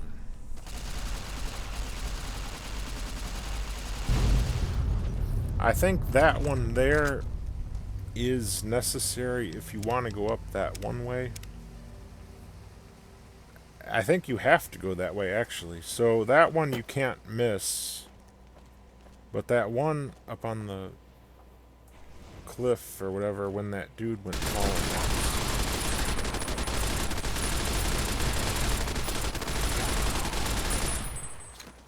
Okay, that one guy just has a Ghostbuster gun. And I'm not concerned about that. Oh, he must have pulled out a grenade or something. Well, that was good luck on my part that I was able to randomly shoot that grenade as he pulled it out. Now this other idiot, he has a Ghostbuster gun and he's cloaked. I'm not concerned about him. In fact, I'll use my knife, because he ain't gonna do nothing to me.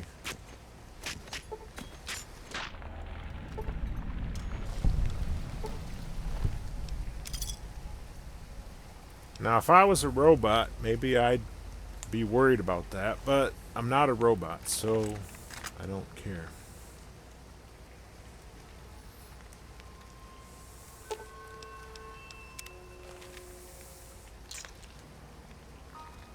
And to rub some salt into his wounds, I'm going to eat his remains.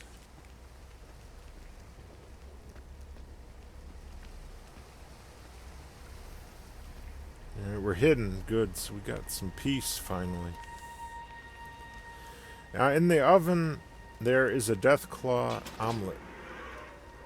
And that is a guaranteed spawn. It heals 8 hit points a second for a full minute.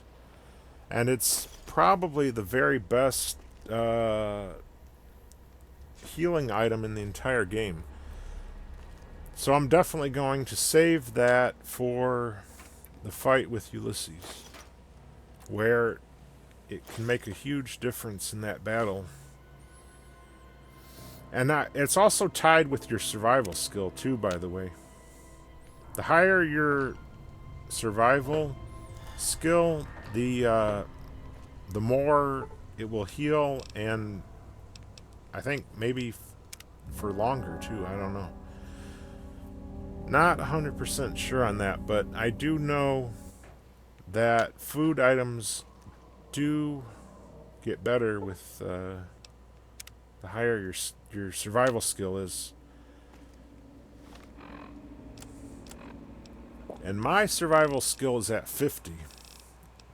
It was one of the 3 skills I tagged at the start, because it's what Rambo would probably have, right? And I did invest some points into it to get it up to 50, but I didn't put anything beyond that. I couldn't afford to, you know what I mean?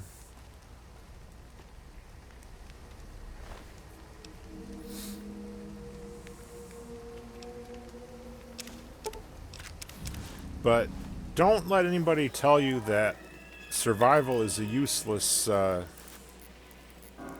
skill, because it's very useful. It's more useful on hardcore mode, but it's still worth having, I guess, even in the regular mode too, I guess. Although you'd probably be using stim packs more for healing and whatever. Alright, we can't really carry anything, so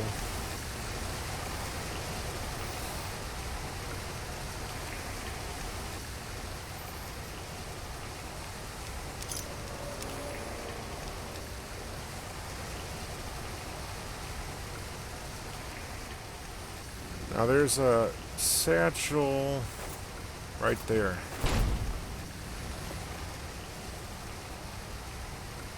The only time I died to a satchel in this playthrough is due to that invisible glitched out one.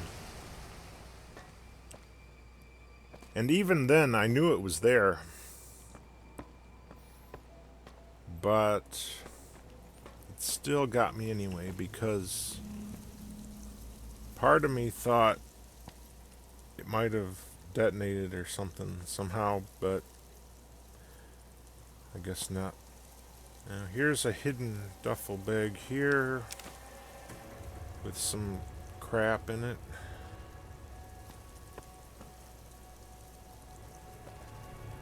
And like I said, you have to go this way because you want to get to his temple, and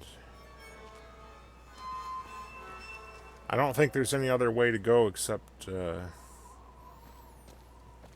way I'm going. Now up here somewhere is where that one sniper dude died. And I wanted to see if he had an anti-material rifle, but the corpse probably despawned. I'm not seeing it anywhere.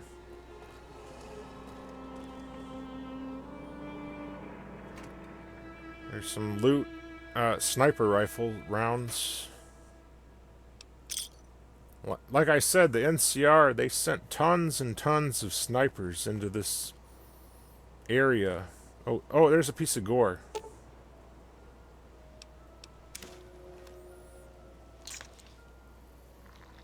And I can harvest his flesh just from that tiny piece of him.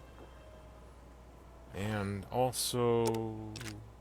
No, he had, I don't see the sniper rifle, but he had 308 rounds, so he was definitely a regular sniper. Not anti-material.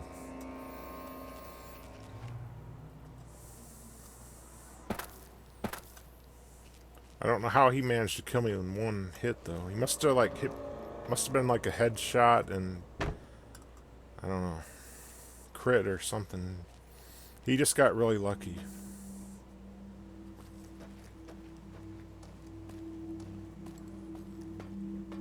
I mean, I have the best armor I can possibly get in this game. This deal. Oh, shit. Well, now I've legitimately died to a satchel. And wouldn't you know it, it's the very last satchel in the entire DLC. I died to that invisible one, but I don't count that as legit because I knew it was there. And it just glitched out, so it wasn't, I don't count that as being my fault. But that one got me fair and square. This one, however, I'm shooting it with flares and it ain't doing nothing. You would think that shooting a flare at a satchel would make it blow up, right? Well, it don't.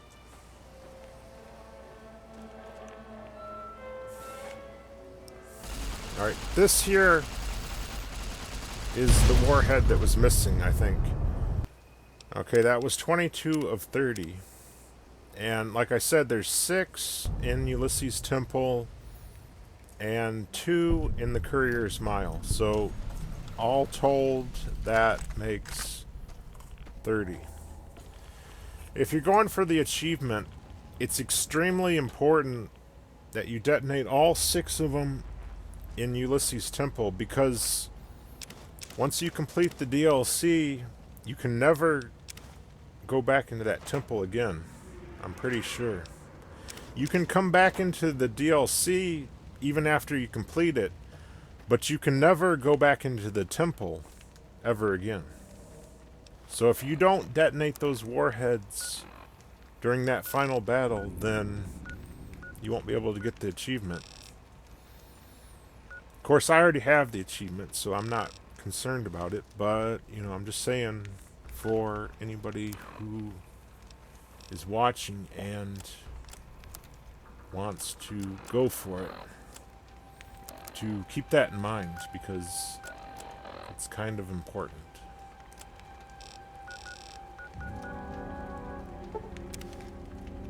Alright, I'm gonna head back to HQ and drop some shit off.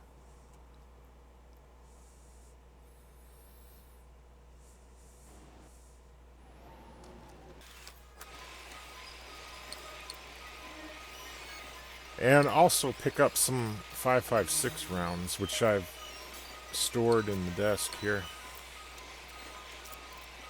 And repair up my LMG, which costs me caps, which I don't really have, but whatever. Now, between the LMG and the shoulder-mounted machine gun, I think that the LMG is better because the 5.56 rounds have a lot more versatile varieties, I would say. You have the hollow points and armor piercing. Dudes here. Why am I using the hollow points? That's not good. Alright, let's switch to the armor piercing.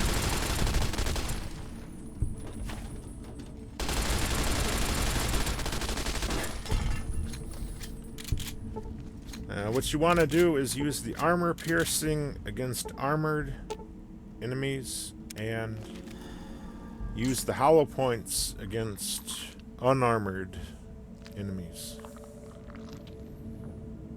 And these dudes, they are armored, so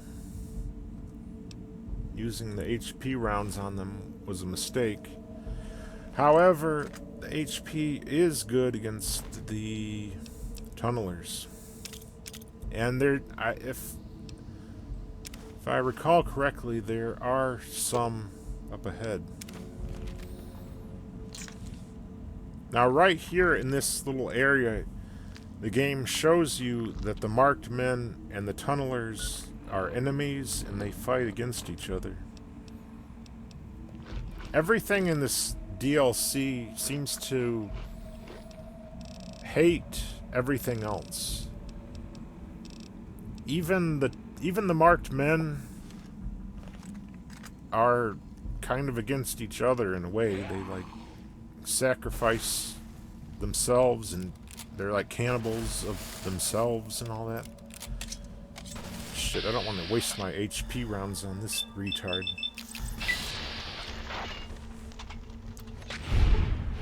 Well, he's using a flare gun against tunnelers. That's a smart thing to do, but it's not smart to use it against me.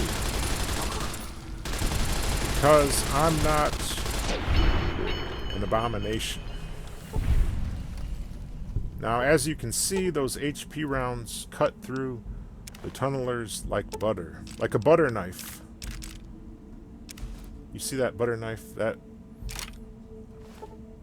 was very appropriate that it showed up at that moment. As I was cutting through them like a butter knife through butter.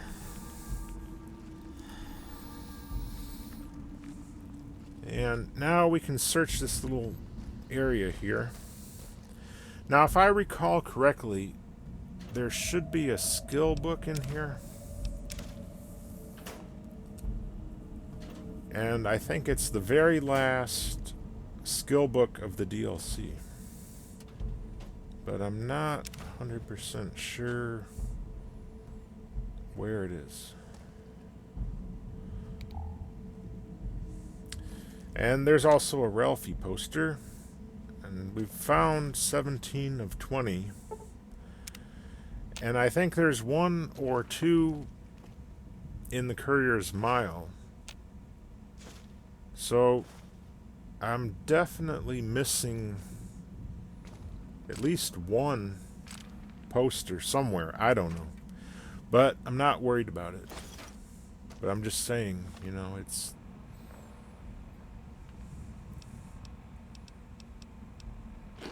a lot of hassle to try to find all the posters, and you only get 100 XP. You don't even get it. There's not even an achievement, so, like, what's the point, you know?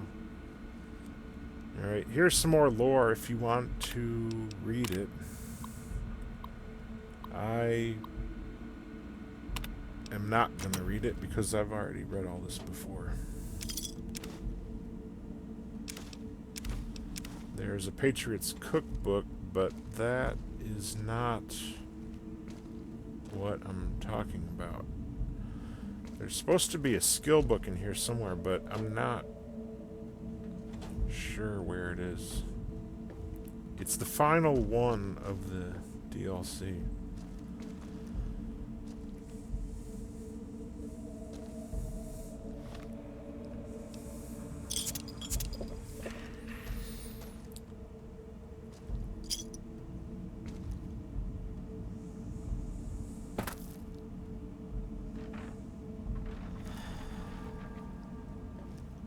Sometimes things can be hidden in these crates, but I'm not seeing anything. Some eyeglasses.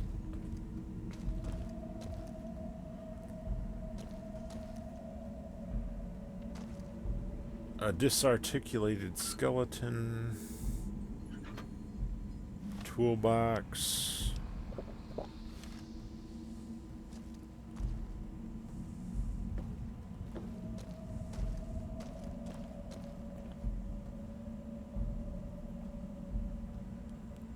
Yeah, I'm missing something somewhere. I don't know.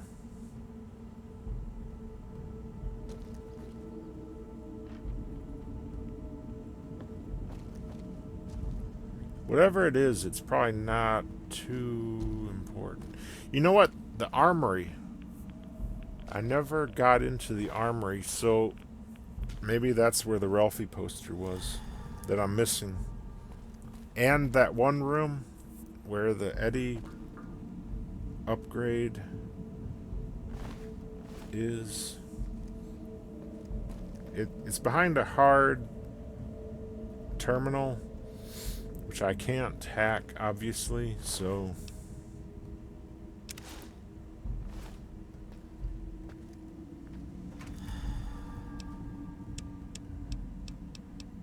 I guess I'm going to go ahead and stow some stuff in here.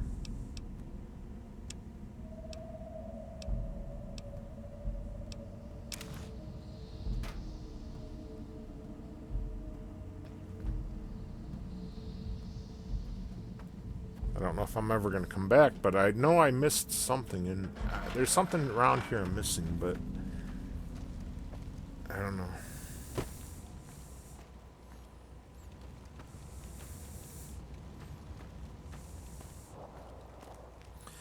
Now, another thing that's easy to miss is you can go over this way here, and there's kind of a secret area. There's like a pool on the roof, and that is where the I'm gonna go ahead and save.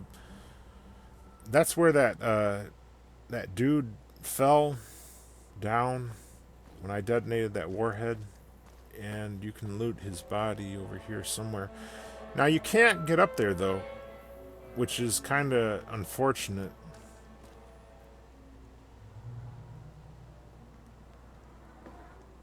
As far as I know, there's no way to get up there, except maybe with console cheats or something.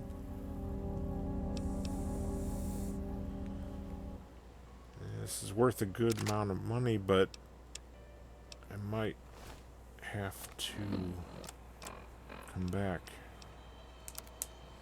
I can smash these together, but...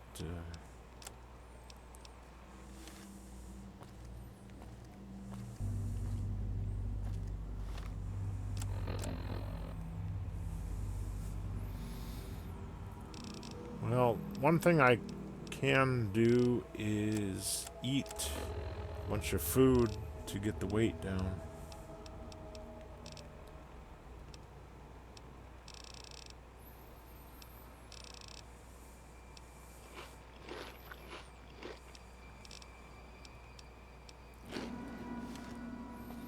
There we go. Alright, this is some flashbangs. I don't use the flashbangs too much, to be honest. I think they'd be very helpful in a lot of situations, but they have carry weight, and my carrying capacity is kind of limited.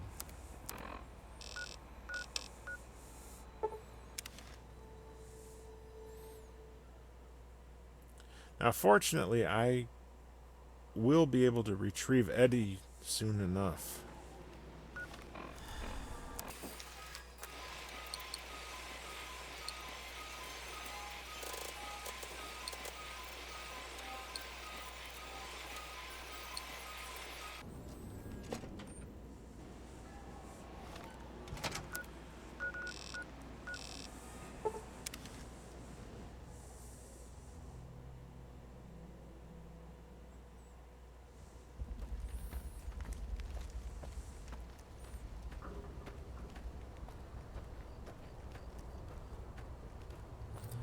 And you can also go up here, and I don't think there's too much up here, but there's one of Ulysses' marks and some satchels, which probably would have been helpful earlier on, but as of right now, I don't think I need them for anything.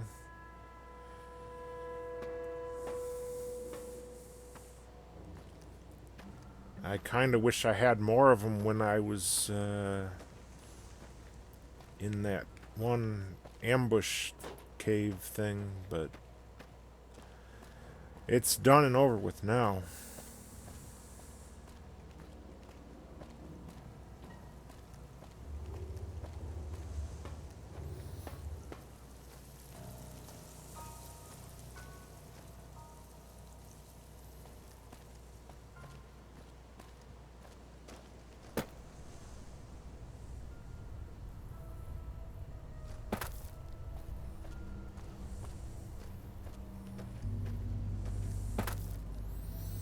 Just gotta make sure we don't die to the satchels again. I'm gonna go ahead and save just to be safe.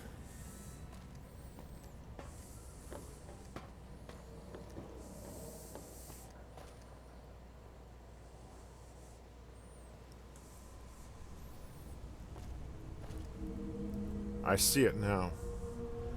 There's actually two of them. It looks like taking out the one took out both of them.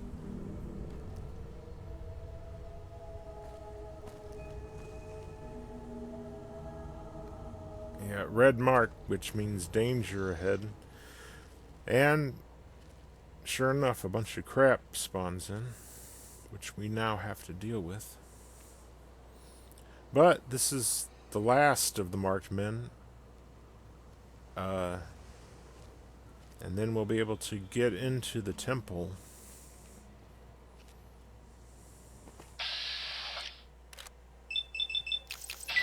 Ah, shit, they all went into an invisible wall. Such a waste.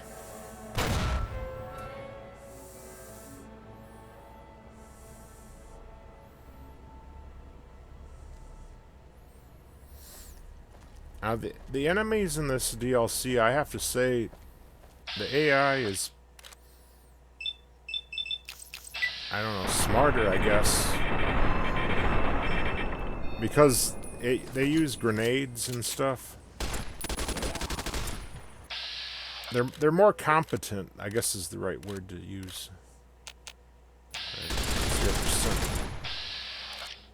Alright, hopefully we can get this. Yeah, they use grenades. You don't see a lot of enemies use grenades and stuff as well as in this DLC. Now this guy here, though, this guy's mentally challenged or something.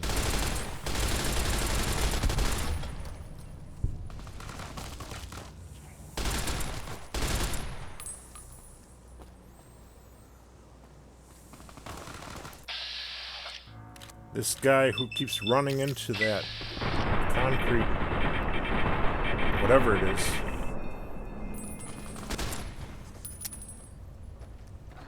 Click. That's something you don't want to hear in the middle of a fight. The click of death. When your gun is out of ammo. You go to shoot your gun, instead of bang, you hear click. That's not what you want to hear. That guy's pissed because I interrupted him running into that thing. Like an idiot. Come on, retard.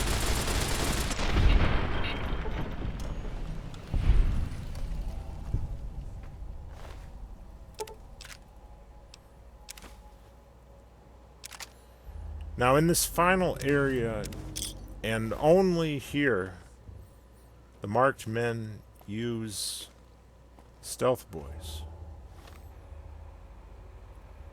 You don't see them use it anywhere else but right here.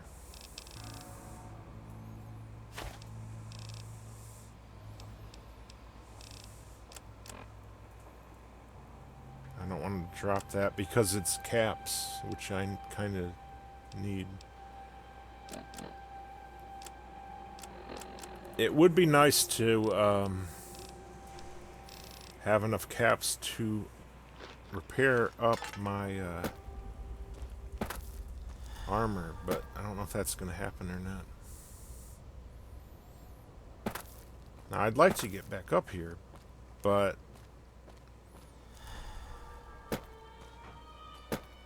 looks like I can't.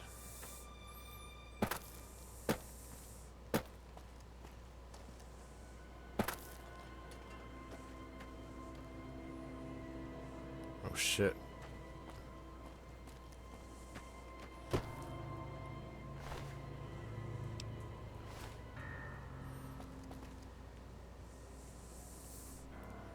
Now, to get back up there, it means I got to go all the way around again. Damn it. Now, I didn't activate the map marker, so that really sucks. Oh well, I'm gonna go back and drop this crap off.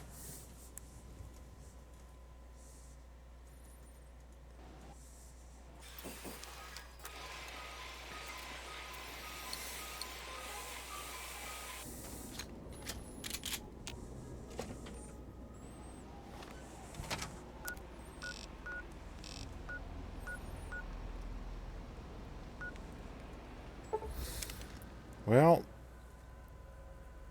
nothing else to do but to do it. At least the road is cleared for us.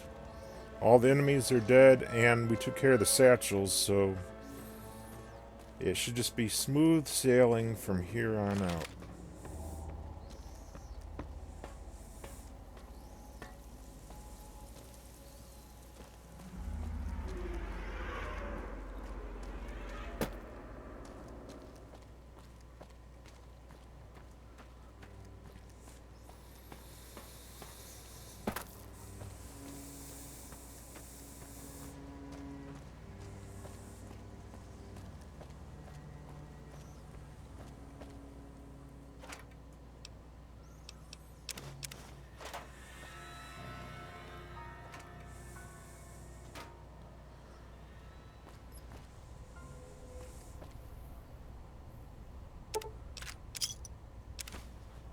Fixer, which I don't need because I have Logan's loophole, which makes me immune to addictions. So I never get addicted to anything because I'm immune to it. This area here, you can tell the marked men. Alright, yeah, I should have activated this map marker. But then again, I didn't count on not being able to jump back up, you know. The game kind of screwed me over there. This guy, I was just saying how smart they are, but this dude, he was running into a wall because his pathing was terrible. But I can't blame the developers for that because they only had 18 months, you know, to make the whole game. So, you know, that's what happens.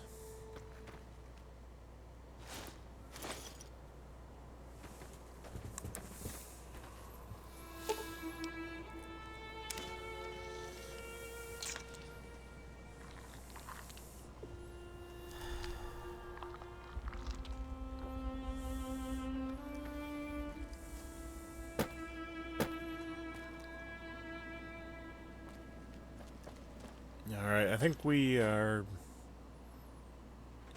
pretty good to go. I think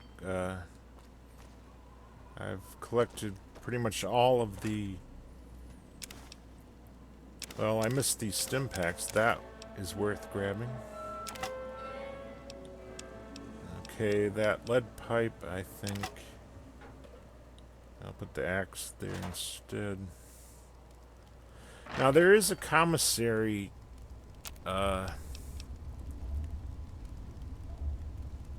coming up. As soon as we get Eddie, we'll be able to sell this crap.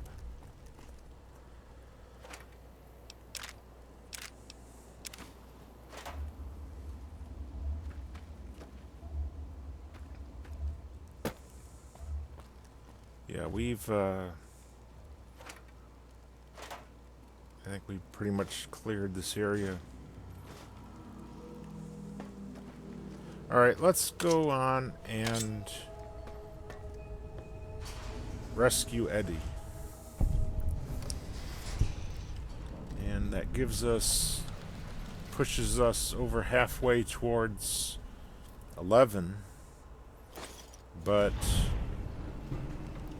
I don't think we're gonna make it to 11 unless we do some XP farming.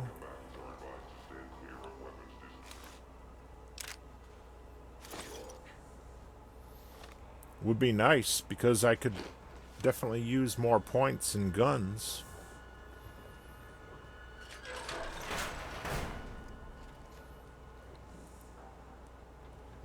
That's hard lock. We can't get in there.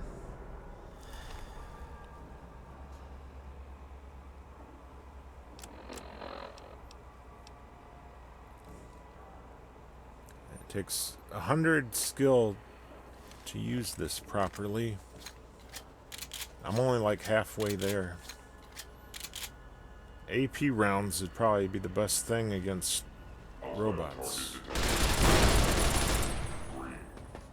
And already I'm crippled. Sucks.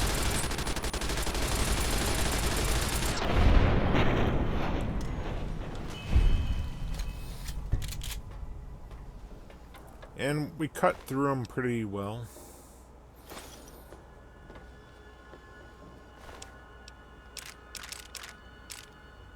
I have to dump some crap back onto them because we're over encumbered here.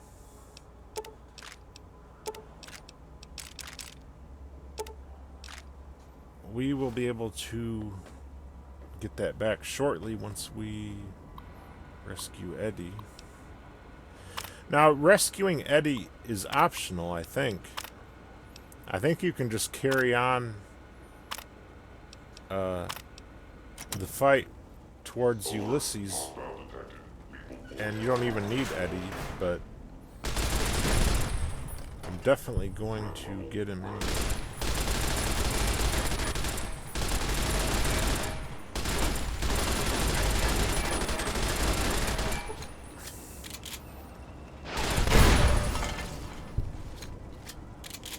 Okay, all that's left is that.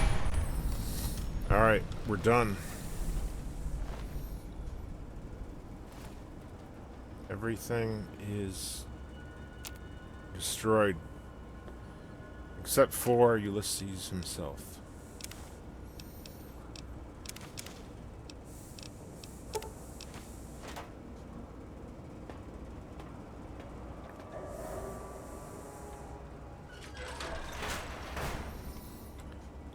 Another industrial hand, which we aren't going to be using because we're melee rather than unarmed. But it works just pretty much the same as the chainsaw. Does pretty much the same thing.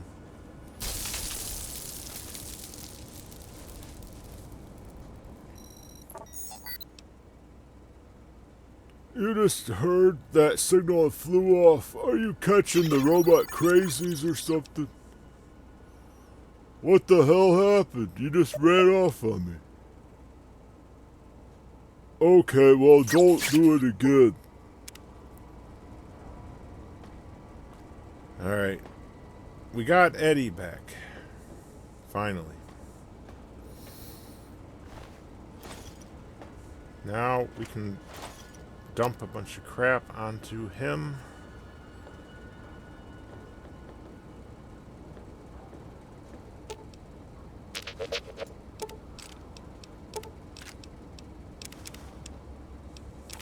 Which we will soon be able to sell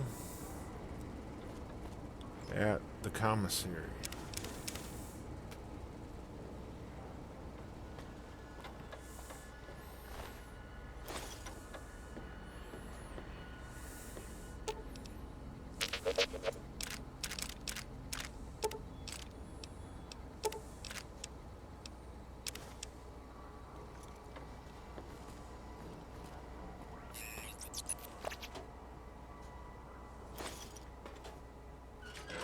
Yeah, you don't even need him to open that door. You can... I think you might get a different kind of ending with them if you just leave them behind like that. I don't think it's going to be a good ending or the best ending, but it's going to be a ending.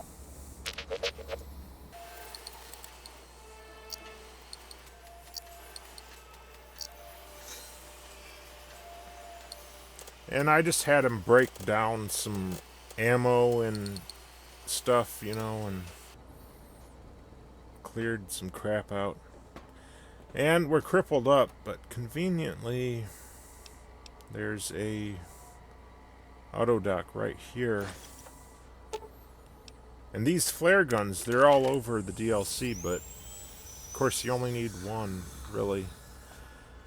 And by this point, you don't need, you really don't need a flare gun here, because there's no tunnelers or deathclaws in that final fight, so flare gun isn't really going to help you any.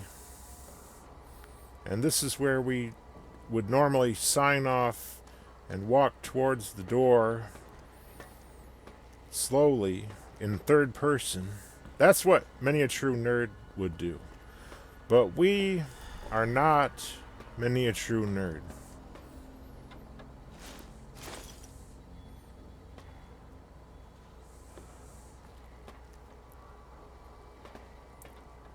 And because we're not many a true nerd, we're going to go back and take on the Courier's Mile one more time. Or at least try to. But it's going to be pretty damn hard. I'm surprised I didn't take any damage, considering that was a pretty steep fall, but whatever.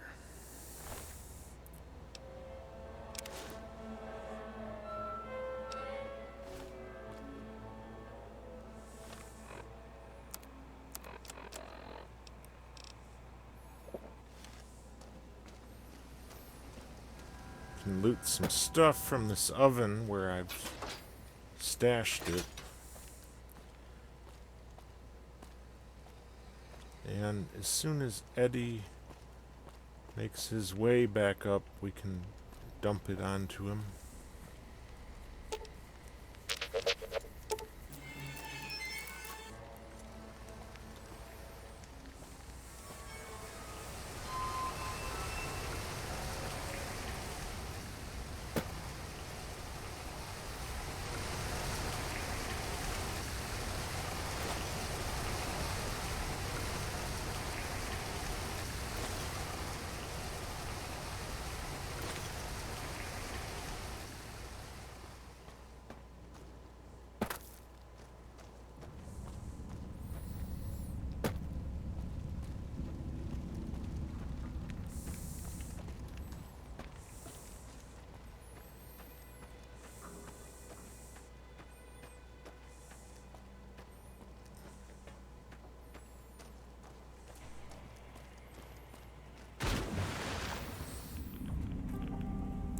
These flashbangs are worth some decent money, if nothing else.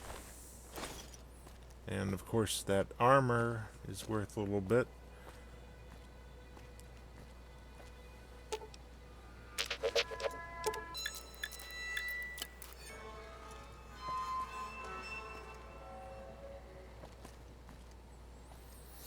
I can see how people would easily miss this area.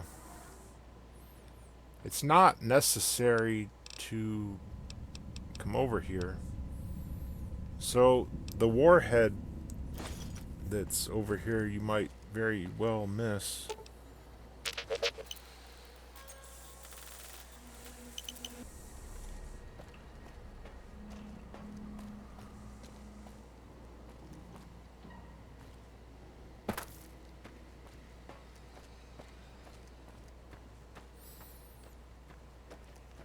Like, you might not even know that you can go over that way, you know what I mean? It's not necessarily obvious.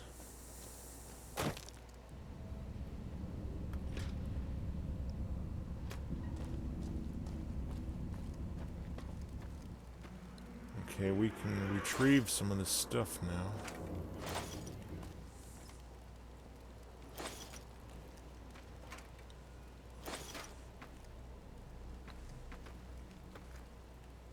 Come on, Eddie, where's he at?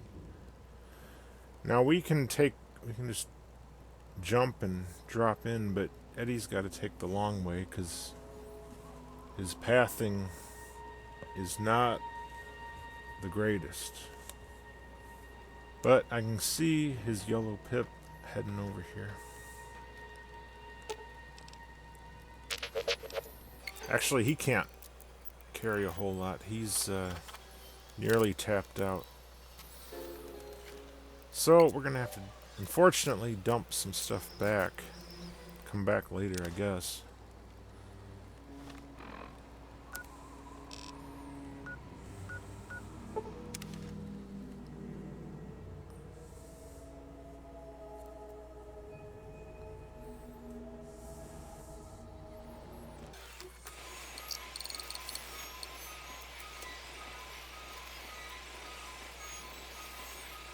Now, unfortunately, the caps are depleted, so we can't really sell a whole lot at the moment until the commissaries reset. But I can still unload it anyway. And he can repair our LMG. So that saves us money from having to pay for the repair.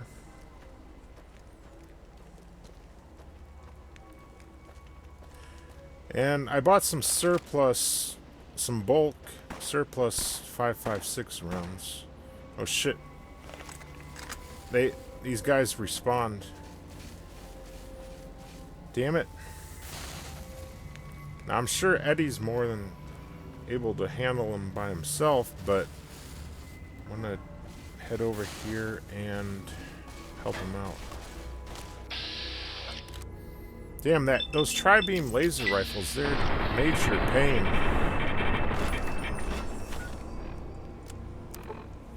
It's causing me to use ammo and healing items, which I don't want to use up.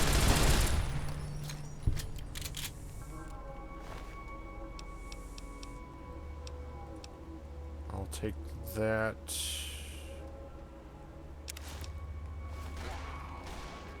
Armor. It's worth some decent caps. Okay, this guy's just got a flare gun, so he's not much to worry about.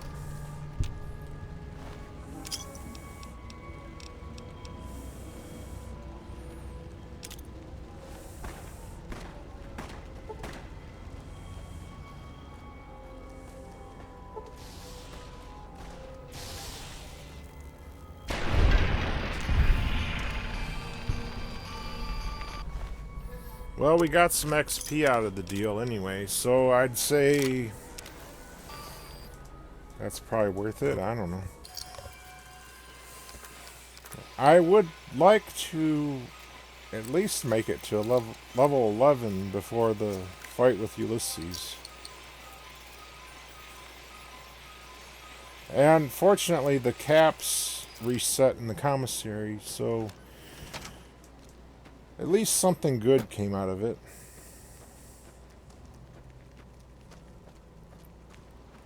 But at least the respawn rate is really low in this area. I mean, we've probably been playing this for like, I don't know, maybe a month in game time, perhaps? I don't know. And they only respawn that one time during that whole time, so... Then again, maybe it was some kind of trigger which caused them to come back. I don't know. Because we lost Eddie, and we got him back. So maybe that's what triggered him to return. I don't know. Only the developers would know how the DLC was made. Now, we're going to go into the Courier's Mile here. And as you can see, I'm buffing myself up with all sorts of crap. Because we're going to need it. Now, we're a level higher than we were before, so maybe we'll have a better chance this time than we did the last time. And I see a bunch of red dots, but they don't seem to be coming at us.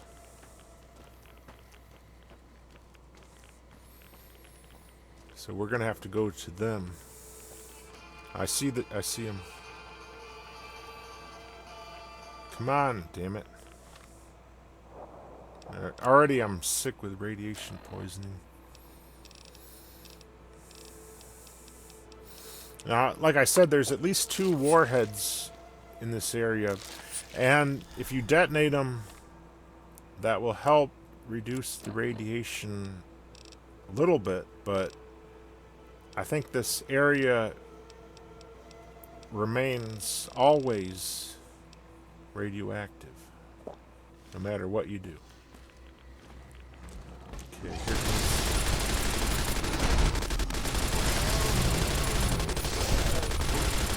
Yeah, they're not too tough to deal with. They don't have any armor, so.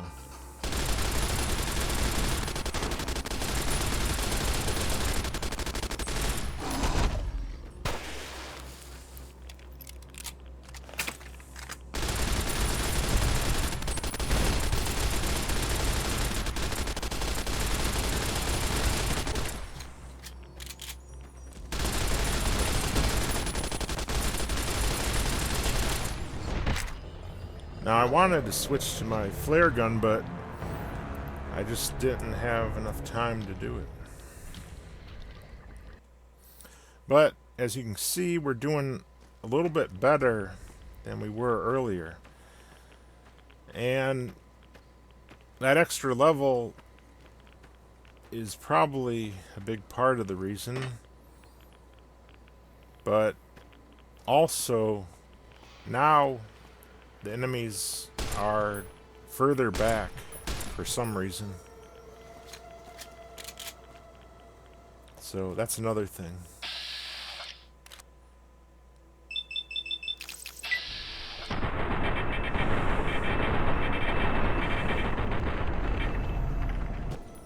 And also this LMG, that's another thing that helps us a lot here.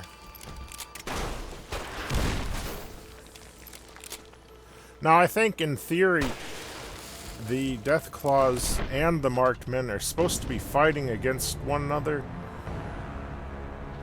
But I don't think I've ever seen that happen.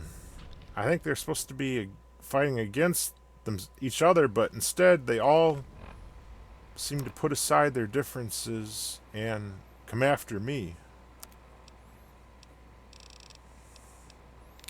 Now, if I pop some steady, I'll probably do better. And some Rad-X and Rad-Away too. This area here is kind of the only area where you really need Rad-X or Rad-Away. You know what I mean? Normally you don't ever need it. But here you do.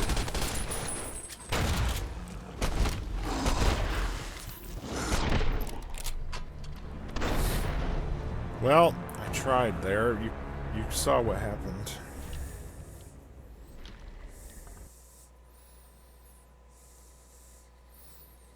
I'm starting to think this could be doable.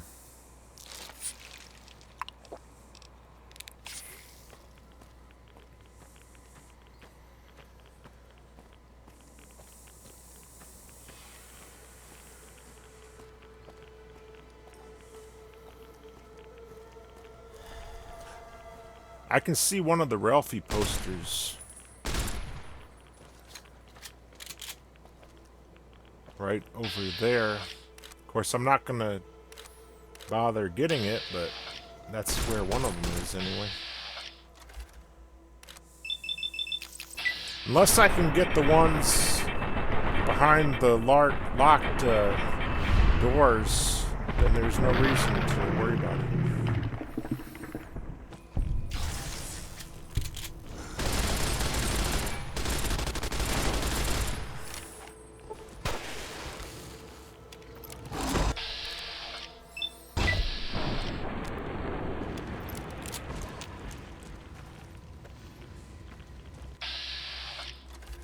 Okay, he is crippled, so he's not much of a threat. As a matter of fact, crippling him is what I should have been doing all along. Killing him outright is well and good, but unless you can actually do that, then you probably should focus on crippling him.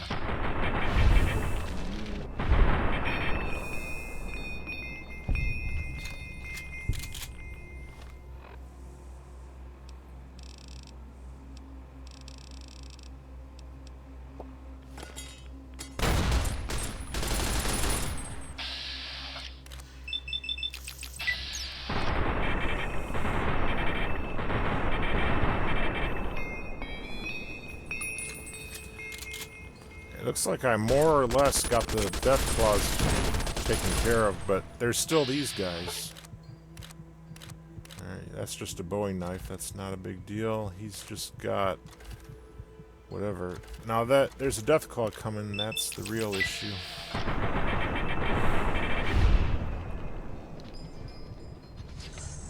Wait. What got me?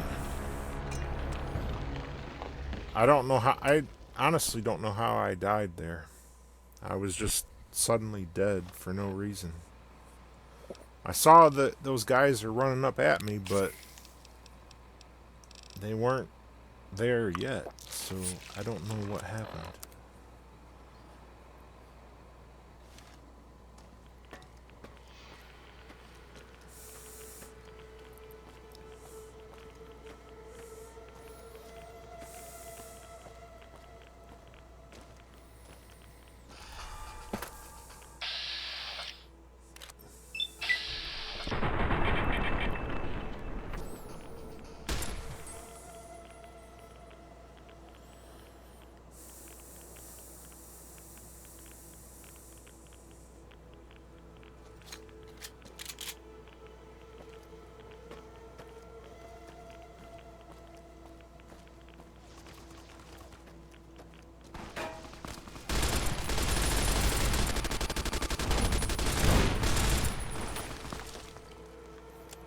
Damn.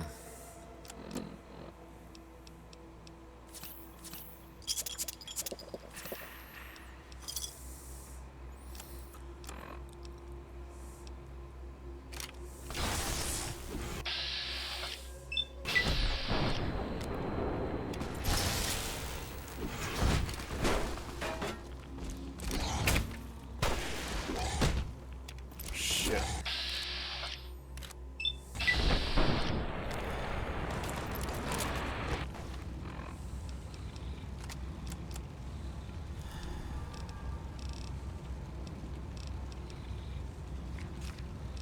I'm gonna read the true police stories. I think that's the only one of those that I've found in this DLC. And this is probably the best time to use it as any. Other than the fight with Ulysses, of course. But to be honest, I think this is harder than Ulysses.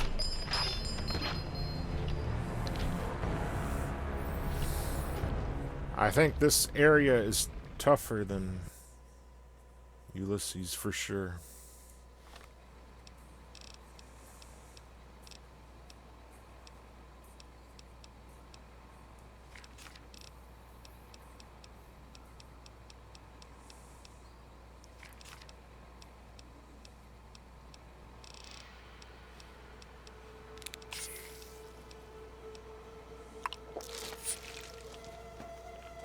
Alright, now I'm fully buffed up with just about everything. Let's see how this goes.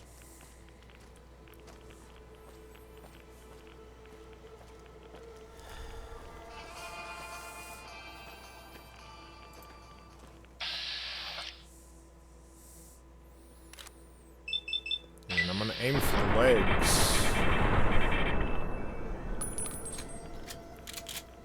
to slow them down.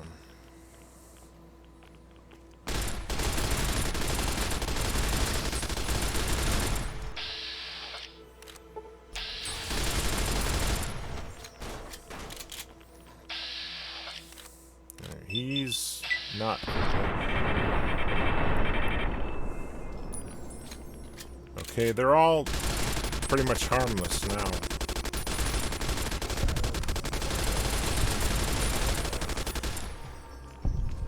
Good. Now the marked men, they heal in radiation, so they're able to heal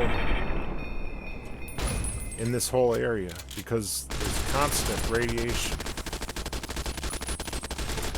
So it is very hard to kill them. Oh shit, another death claw.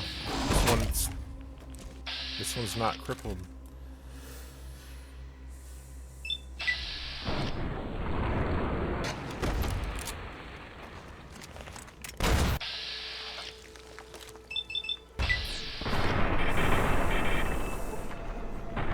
Yeah, you see him healing there?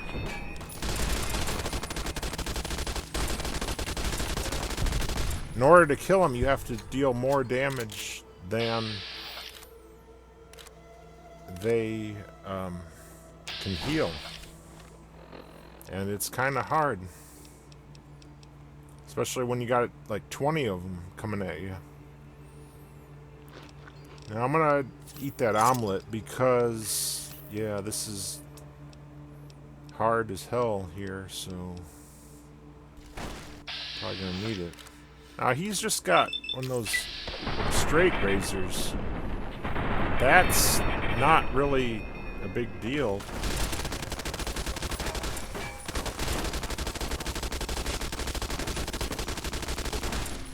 They both just have straight razors.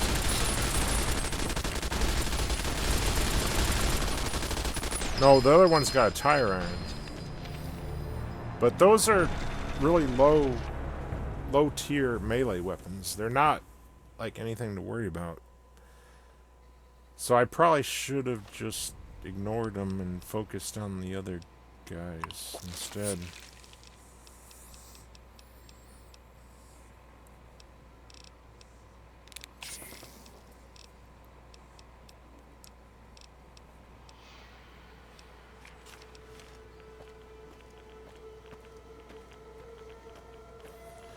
And I'm using surplus rounds, which are cheap, but they get the job done. But the downside is they cause more wear and tear on your gun. Just like Chet tells you in the Good Springs store at the start of the game.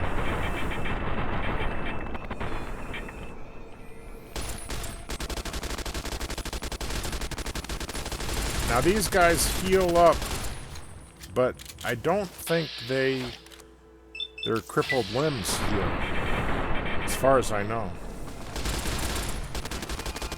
Their health will regenerate, but their limbs do not become uncrippled.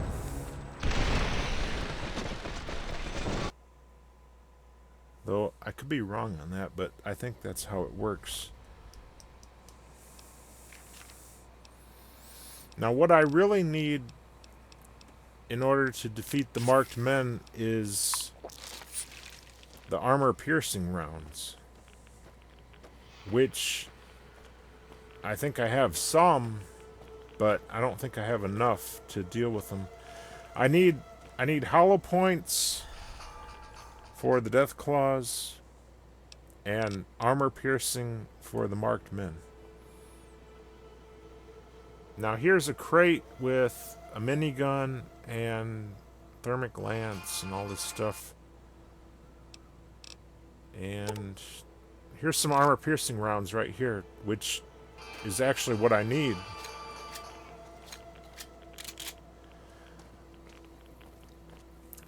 Now, I think I said this before, but these death claws here, they're not normal death claws. They have no armor, so they're easier to kill. As you can see, hollow points are extremely effective against them. But don't use hollow points against normal death claws because they won't work.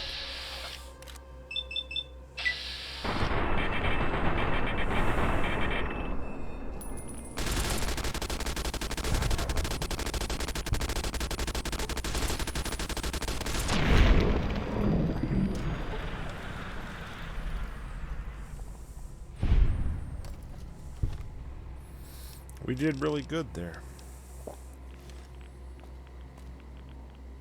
Now, I know there's more death claws in the back, but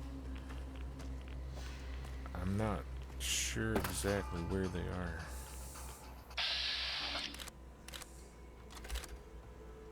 Alright, these guys don't have grenades at the moment.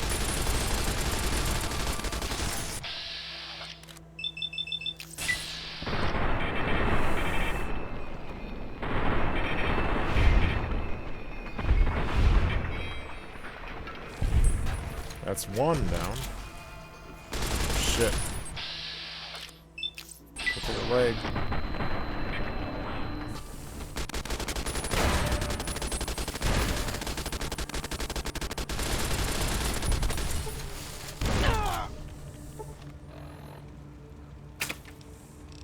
Yeah, my armor is busted. Not surprising, considering all the damage I've been taking.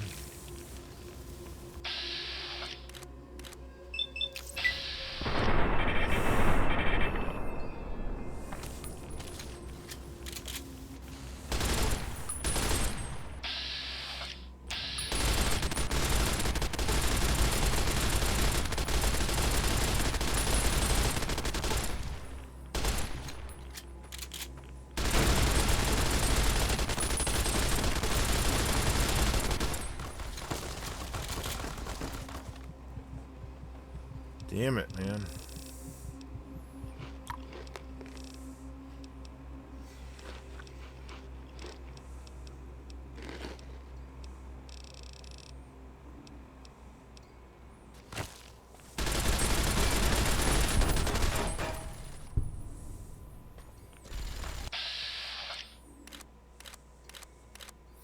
He must have pulled that minigun out of that crate.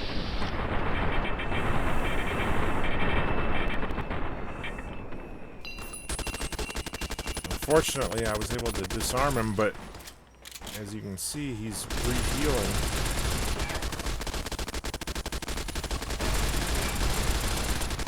Damn it, I need the armor-piercing rounds.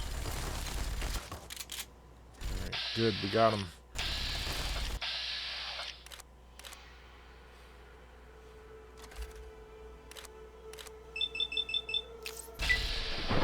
I think my steady must have worn off.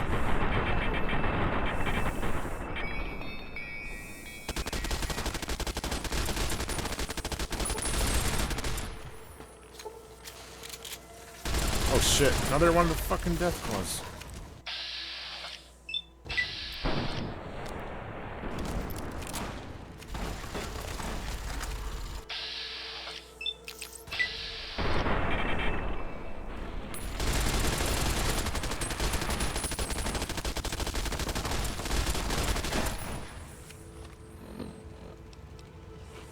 I'm gonna eat the omelet because I kinda need that healing right now. My armor is busted. I got pretty much every thing I could take here that can help me. And now I'm gonna switch to melee.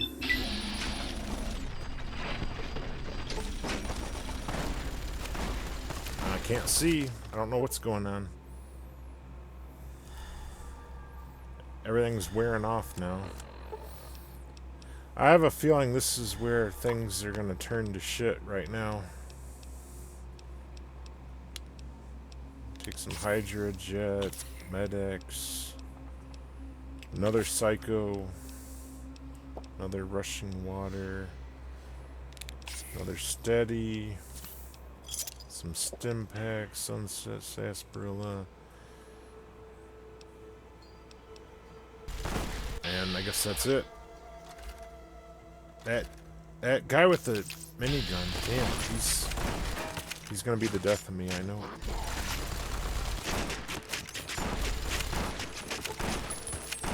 I'm gonna focus on this guy with the... Oh shit, man, look at all these guys.